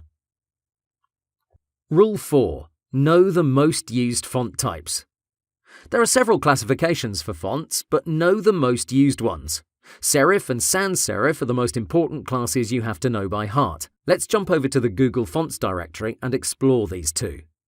Serif fonts have extra decorations and they're easy to spot. If we switch to sans serif, you can see the letters are much cleaner. If you're wondering how I got this black interface in Google Fonts, just click on this paint bucket tool and you can change it. Right, let me go back to our design so I can illustrate the differences more clearly. We're going to duplicate this main headline and I'll change its font family to Ubuntu, which is a sans serif font. Now let's zoom in really close and focus on the T and on the K. Notice how Ubuntu, the one on top, has straight, simple edges. That's sans serif, aka without decorations. Underneath we have Roboto Slab, and that has tiny extra details that make the text more elegant. That's the difference between these two classes, and you have to be able to spot them without hesitation. There are other classifications, but most are straightforward, and I advise you to get used to them by visiting typekit.com. Here you can check out these 8 classifications and get used to them. You'll mostly be interested in 3 types of font: sans serif, serif, and handwritten. The rest are more specialized for specific situations. Rule number 5. Lorem ipsum is the industry standard in web design. Lorem ipsum is Latin text that populates your design. This is used when your client doesn't provide actual content for his website. The best place to get it is lipsum.com. You can also get it from inside Photoshop, from Type, Paste, Lorem ipsum, but I prefer using that site. You can easily control how many paragraphs you want to paste in. Please note you have to click on this Generate button, so don't copy this bit of text. Okay, going back to the rule, this is the industry standard. That means you should and shouldn't use it. Use it because clients are used to it. It's also less work for you, so overall it's the easier option. If you want to stand out, try and use real content. Either get it from your client or try to muster something by yourself. I like to check out the client's competitors, and based on what I see there, I try to create something along those lines. Taking this project as an example, you can see I have lorem ipsum in several places, but for big headlines, I made an effort and came up with something. This makes the client more likely to identify with the design. If these 6 points were Latin text, it wouldn't have had the same impact. Plus, the main titles are critical, so that's what I've focused on. So there's duality going on regarding dummy content. My advice is to use it up to a certain point. When you want to move up in class and charge more for your projects, it's high time you invest more energy into the actual content. Rule 6. Experiment with letter spacing, which is called tracking in Photoshop. This changes your typeface, and it's happened to me several times not to be able to identify a font because of letter spacing manipulation. Let's take this main menu and increase its tracking to 60. Check out the before and after. This is how you can make a basic-looking font shine. You can also use negative values for a more condensed look. I'll opt for -40 for this main headline. Depending on your typeface, you'll get various results.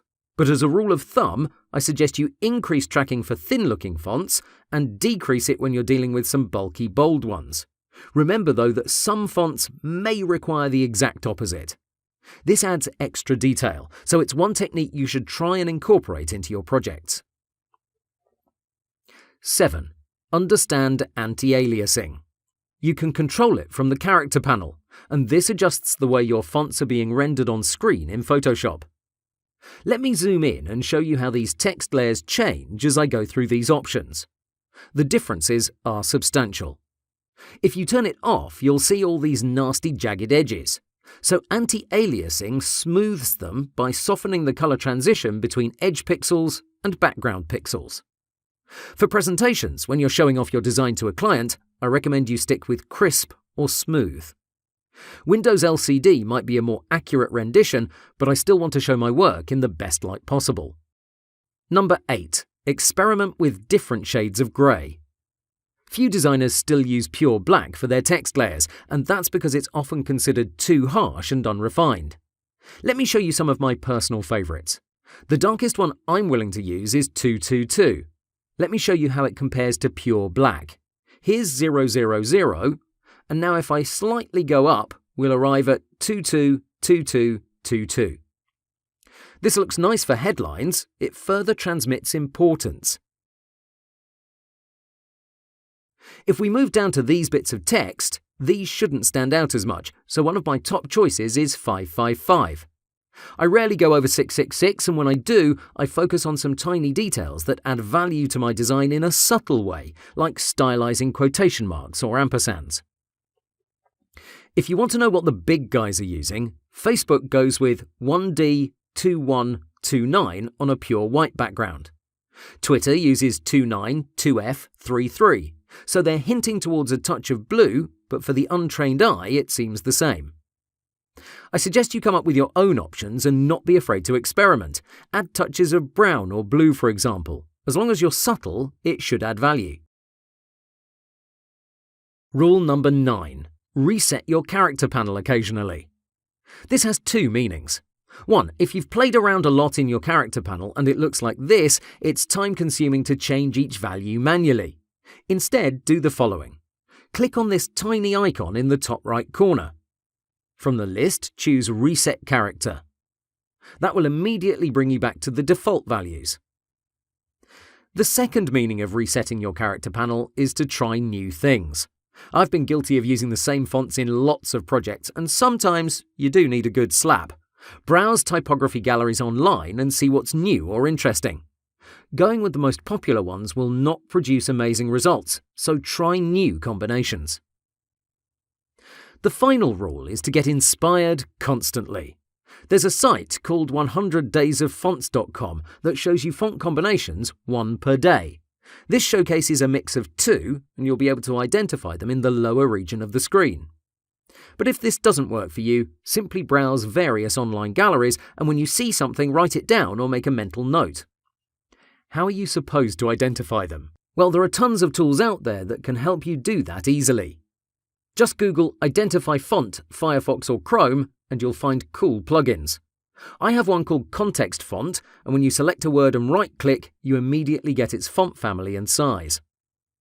If that's not enough, you can always use the Inspector tool from your browser, and this will tell you everything about it. It takes getting used to, but it's powerful, and that's my go-to choice. But browser plugins are probably the easiest way to go. Okay, this concludes our lecture. Let's move on. Hands-on clipping masks. Hey there, let's get hands-on with clipping masks. We've used them in this course, but I wanted a special lecture dedicated to them. Here's how it works. We have this bit of text here, and in the Layers panel, we have an image above it. If we make it visible, it's going to cover up our text. But if we select it and then use Ctrl-Alt-G, we'll create a clipping mask. Now our text layer acts as a container, and all the excess is hidden. The great thing about clipping masks is that you retain full control over the image layer. We can quickly move it around, reposition it freely, but you can also transform it with Ctrl-T. This makes clipping masks a powerful tool in Photoshop, especially in web design.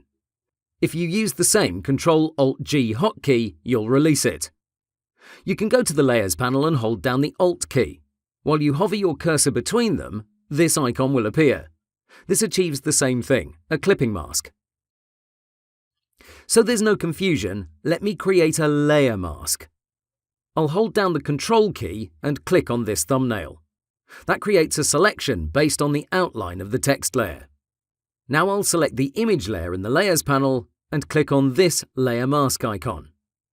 And here's our result. It looks the same, but note the difference. Even though we have the mask selected, we can't move it around like with a clipping mask. The same applies when we try to transform it with Ctrl-T.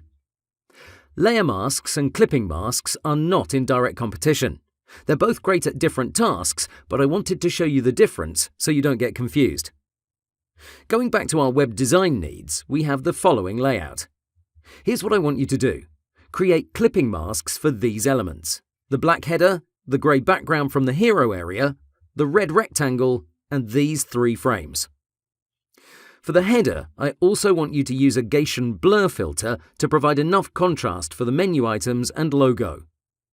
I'll also want a subtle horizontal white line that separates the header from the hero area. It's your choice how you want to do it. Plus, I want you to apply this pattern over the Get Started button. Use Multiply as the blend mode. All the images are attached to the lecture. Please pause the video and do this exercise by yourself. If you continue to watch, after a few seconds, I'll start to solve it. Okay, last warning. Right, let me show you what's what. We'll start from the top. Here's our folder with all our images. They're already labelled, so this will make your life easier. Select the black rectangle from the canvas with the Control-Click technique. Now drag the header image inside. Centre it horizontally, and if needed, use the handles to resize it. Here it seems we're just a little bit short, so I'll do that now. I'm using Alt and Shift as always.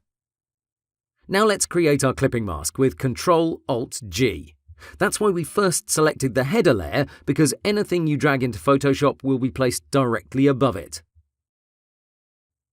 For the blur, go to Filter, Blur, Gaussian Blur. 20 pixels seems enough. It's already dark, so let's move it around so we can get a lighter part. This looks good. For the white horizontal line, we could go for a drop shadow set on normal, but I'd rather go with a stroke. That will have 4 sides, but if we place it outside and not inside, it will only show up at the bottom. Pure white, 1 pixel size, with an opacity of about 20%. Okay, this is done. Let's repeat the process for the hero area. Select the main BG layer and drag the image above it. This needs resizing as well, but that's not a problem. Here it's up to you if you want to move it around. I'm happy with it here. For the red rectangle, let me drag the image inside, but instead of using my handles, I'll use these 2 fields. It seems it's already resized at 26% of its initial size, but it's still too big. I'll hit this chain icon to constrain its proportions, and I'll drop it to 10%. Okay, 10% it is. Use the hotkey, and we're almost done. Let's tackle the call to action button. I'll drag it above it, place it somewhere near the middle, and press enter. Now I'll clip it to the button, but it just disappeared. What happened? Can you tell? If we check the layers panel, we can see the culprit. There's a color overlay applied to it, and that overrides everything. The same thing would have happened if this were a gradient or a pattern overlay. These 3 don't work with clipping masks. What can you do? We could use a layer mask, and the advantage is this would remain a vector shape, but I want to show you another way, albeit less optimal. We'll right-click the button and choose Rasterize Layer Style. Immediately, we get to see the pattern. The button is now rasterized, and it allows the clipping mask to do its thing. Switch the blend mode to multiply, and we're golden. Let me show you the other version just in case you're curious. I'll undo a few times to get back. Okay, I'll hold Ctrl and click on the button's thumbnail. Then I'll select the pattern layer and hit the layer mask. Finally, I'll change the blend mode to multiply. Job well done, and we get to keep our button as a shape. For the last 3, it's the same process, so I'll speed things up. I added them because I want you to focus on speed. You need to get accustomed to all the hotkeys, so you must inevitably use Shift and Alt when resizing. Okay, we're done. Here's the result. How did you do? I hope this was entertaining and you've learned something new. If you didn't do it by yourself, now's your chance. Stop the video and recreate my steps. Have fun. Hands-on testimonials, creating a modern design, number 1. Welcome! Let's see how we can design an awesome testimonial section in this lecture. Here's the end result, just in case you're curious. Let's start with a new project with a canvas size of 1200 by 1000. I'll recreate my 960 grid area, but in the meantime, I'll tell you why these areas are so important. If customer quotes are presented nicely, they gain in credibility. Based on that, users might be enticed to purchase the respective product themselves. Thus, it's essential we create something that looks not only nice, but trustworthy. Right, here's our project. Let's write our title, Student Testimonials. I'm going to use Proxima Nova Bold with a size of 30 pixels. I'm going to have it all in caps because this needs to clearly define this area in the context of a website. Color-wise, I'm going to use a Facebook-inspired grey that has a pinch of blue in it, 343842. I'm going to have a different code for testimonials just so it stands out more. I'll go with DD2591, which is really vibrant. It's not going to work for everybody, but I really like making a statement with my choices. Okay, for the actual quote, I have a bit of text prepared. It's actually something one of my students wrote, so I'm happy to have it. I'll get the type tool and draw out a rectangle about this size. Paste in the text, but of course we have to adjust it. I want something completely different from my title, so I'll go with a serif font. Slabo 13px is my choice. That's not the size, that's its name. Confusing, I know, but the actual size I'm going to go for is 20. For the line height, I really want it spaced out, so I'll go for 40 pixels. Disable the all caps transformation. For its color, I'll stick with the previous grey/blue 343842. Use Ctrl-A to select the entire canvas and center this quote horizontally with the proper alignment tool. Let's add some nice quote symbols. I'll use Proxima Nova Regular again, but something huge like 300 pixels. For the color, we could lower the opacity to about 5 to 10%, but I'd rather use a light grey instead, E9, E9, E9. Okay, now align it to the left of the 960 active area and make sure it's top aligned with our text. Now it's time for the other side. Nothing too fancy about it, but simplicity is key in these areas. That's why I opted for a pure white background instead of a texture or anything else. We'll need to adjust the width of the testimonial, but that's not going to be a problem. Just remember to leave enough white space to the sides of it. Okay, this is catching shape. Let's add an avatar and a name, even though I don't have the real ones available. Seeing an actual face tied to this quote makes it that much more believable and trustworthy. Start with an ellipse that's about 80 to 90 pixels in diameter. Drag in this image, which, by the way, is attached to this lecture alongside the other materials. Feel free to resize it and don't be afraid to offset it. It doesn't need to be in the middle of the circle. And now for the name. I'll use something fake like Michael Smith. On the second line, I'll write Chief Editor at Facebook.com. I don't think they even have this position, but anyway, it does the trick. The top line is going to be Proxima Nova Bold in 22 pixels. For the line height, we'll go with 24 pixels. The second line needs to be much smaller, so we'll change the font weight to regular and its size to 14 pixels. Color-wise, we'll keep it consistent, so the same bluish grey. Since this is a link, I'll make it pink to match the title. Now select it and center it vertically with the ellipse. Make sure you select that and not the image, which might not be centered. Great, this one is done. Group it together and center it on the canvas. I'll now speed things up while I create two similar sections. I'm going to take my time to replace the names and the images because this gives this area a much better look. Don't be lazy about stuff like this, it's only a few minutes. Just in case you can't get hold of images from your client, replace them with logos. And if you have more than 3 quotes, simply add some arrows to each side. Okay, here's the other two, but we need to make it clear who's the active one. The easiest solution here is to turn down the opacity of these two. I think 50% is a good choice. And that's our testimonial area. Now I'd like you to try it. Can you improve this design somehow? Try different things and post them in the comments section. I'll be sure to give my 2 cents about it. Hands-on testimonials, creating a modern design number 2. Hi there, let's create another nice testimonial area. Before we get started, here's the end result. Okay, let's get to it. As always, we'll create a new project. This time we'll go with 1200 by 900 pixels. Set up your guides, though they're not that important in these mini projects. I want a nice shade of blue as my main background, but instead of using Color Overlay or the Paint Bucket tool, I'll use an adjustment layer. It's the first one from the list, Solid Color. Regarding the code, I'll go with 367CDA. You might be curious how I arrived at these particular ones, but it's nothing special. Before I start recording, I looked for a few interesting colors and some nice fonts. The rest is done on the fly. Get the rounded rectangle tool and click anywhere on the canvas. We have an active area of 960. I'll have 3 testimonials, so that would mean a width of 320 if I wanted them stuck together. That's not the case, so I'll subtract 10, giving us a width of 310 pixels.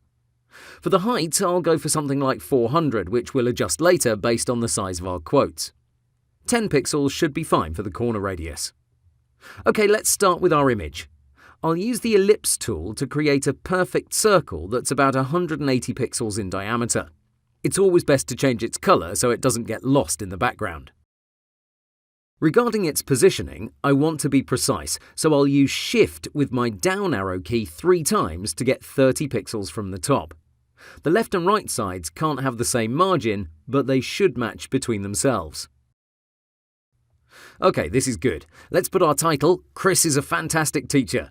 Okay, this sounds like an ego trip right here, but that's the quote. Its formatting is as follows. Montserrat regular, 20 pixels. For the color, I'll go with 333, basic stuff. Now, if we have 30 pixels from the top to the image, we should stick with that value underneath. Looking good so far. Let's add the actual quote, which I've prepared in a separate document. For situations like this, it's always best to use paragraph text. You need to confine it to a certain space. The title is point text, so we just clicked and started typing.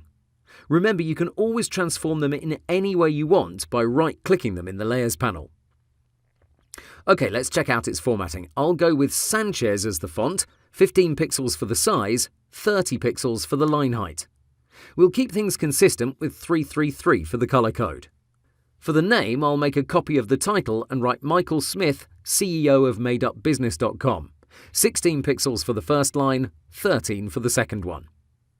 Regarding the line height, I'll go with 24 pixels. Our link should have a different color, so I prepared a nice green for it, 0EBD58. Next, we'll get a rectangle and place it at the top of this card. I'll select the base layer so I can easily create the clipping mask without reordering my layers panel. Now I'll drag out a rectangle that's 3 to 6 pixels tall. The excess really doesn't matter as we'll clip it to our base. Ctrl-Alt-G for that. Now it's looking good. One thing I'd like to add, though it's optional, is a drop shadow. Open the Layer Style window and put in these settings. Multiply with an opacity of 40%. 2 to 3 pixels for the distance should be good, and regarding the size, let's go with 5 pixels.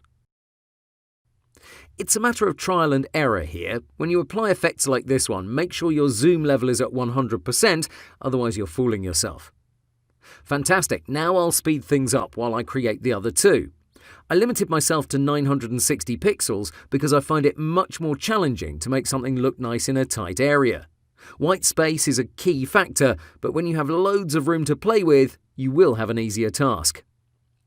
But try the same design on a canvas that spans 1200 pixels. I'm talking about the active area alone. That means one card can go as high as 390 pixels. That gives you a lot of wiggle room, and it should make your life a whole lot easier. Okay, here's our design. I'm sure you have ideas that might improve it, so get cracking. Post the results in the comments section. Have fun! Understanding footers. Hello, in this lecture we'll talk about footers.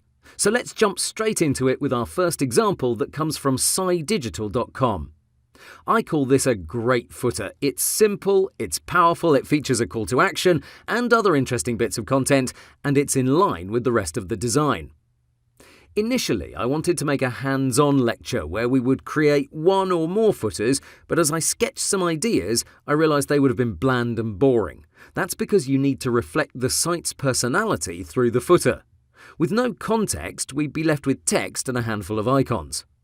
You have several options content-wise: About Us section, newsletter form, contact form, social media links, navigation, awards, address and working hours, call to action, and so on. When you decide which of these you'll include, consider their role in the overall design. You probably know that less is sometimes more, and that applies with footers. Here's what happens in most cases. Designers either reuse the same old footer format they designed 2 years ago, or they clog it up with way too much content.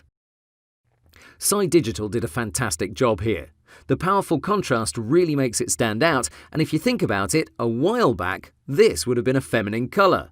Those days are long gone. Now vibrant, super saturated colours are part of modern websites because they provide high impact. They also went with a call to action because that's what's important for them. Let's move along to zoeyogurt.com. This is another interesting footer, and as you can see, it's huge. I'd cut back on a few elements, but the entire package is great overall. This illustration isn't that difficult to make once you take it apart and reduce it to simple shapes. The concept, though, is what's important. It relates to the business by showing us a few houses and happy people moving around in a suburban area of sorts. It features nature on both sides and underneath with this soil. This is a hint at natural, organic ingredients. It's about the atmosphere and the portrayed image, and all these details help to build that. They're trying to associate a certain lifestyle with their brand, and this part of the website is doing a good job. It also shows us that having a direct way to contact the business on the homepage is still needed. They also feature 3 email addresses, but I'd rather have those on the contact page and let this form do its thing. At the bottom of the footer, we have a lot of colours. This is a motif that's taken from their logo. Notice they don't have equal widths. That says something about them. Even though this has too much content, I appreciate the overall design. What you should consider is how this relates to Digital, which had a much cleaner approach.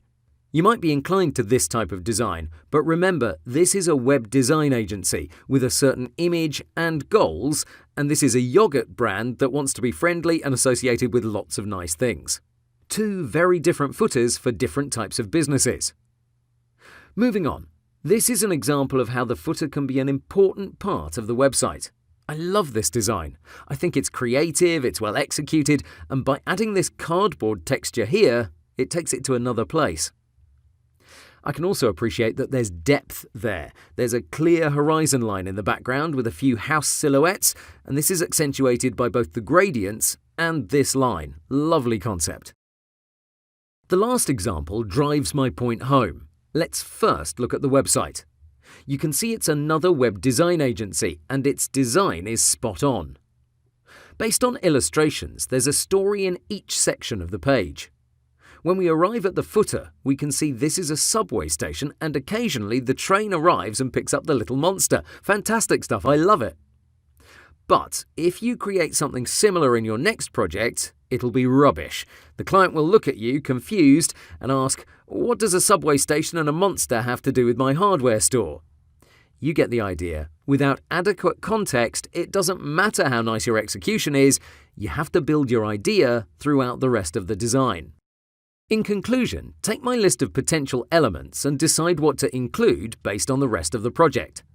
Consider your header, your hero area, your content sections, and based on their overall style, choose if you'll go for a maxi footer like the yogurt guys, a clean one like Digital, or a super creative one like these guys. Whatever you do, don't be boring.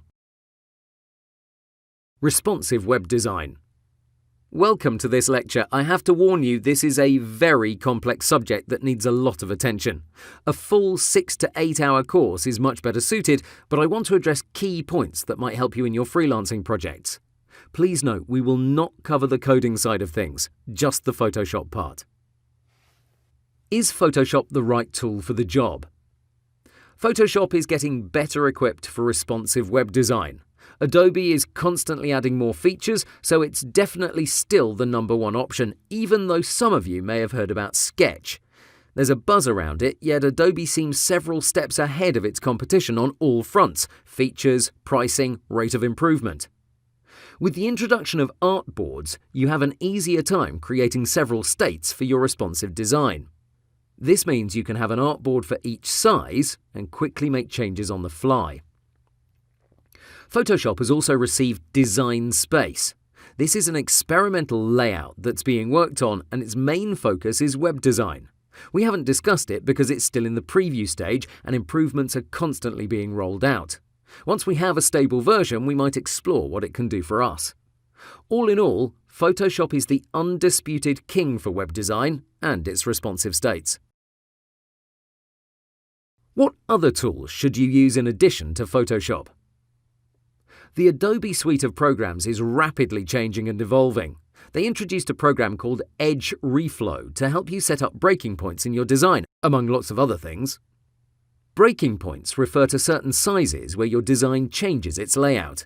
So as you shrink a responsive website, the content will adapt based on your browser's size and vice versa. That was short-lived. Edge Reflow is dead and its features have been incorporated into another program called Adobe Muse. That was launched in May 2012 and it's been updated a whopping 13 times until this point. I'm sure more features will be introduced rapidly, so I don't want to show you a couple of things that might change in the next few months. The rate of improvement is phenomenal and it deserves a lot of attention. You need to know Adobe has your back, and Muse is Photoshop's best friend when it comes to responsive web design. How does responsive web design change your work? The ideal way of working is to start from the smallest device and work your way up. Based on the projects we're about to do, that won't be a viable option. Instead, what clients will expect from you are several versions, based on various widths, starting from the full-width one. That means you'll have a full-width desktop version in one PSD or artboard, and several others as you work your way down. Some people use predetermined widths like 480 pixels and 768 pixels for mobile phones and tablets respectively. But the recommended way to set up these additional versions is to focus on the content. When you notice the design starts to lose its aesthetic value based on a certain screen size, at that point you should create a new layout. So it all revolves around the content your design features. If you really want specific sizes, I like to go with 1200 or 960, 768 and 480 pixels. These aren't set in stone and they change based on each project. Those are widths, the height fluctuates a lot. So again, these variations in size should be determined based on what your design looks like. If the current layout feels cluttered or out of place at say 800 pixels, at that size you should create a new layout that better features the content. Some people prefer to go down to 320 pixels instead of 480. It's up to you.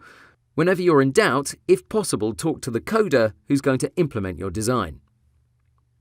Final and most important thoughts. I want to leave you with probably the most important thing I'd like you to retain from this lecture. In the work we're about to do, 90% of the time, if not more, you'll work on desktop full-width versions. If that looks great, the client will be happy, you'll be paid, and have another addition to your portfolio. It's pointless to dwell on grid systems or various widths, because if you're able to create a fantastic desktop design, you'll do fine transforming it into lower sizes.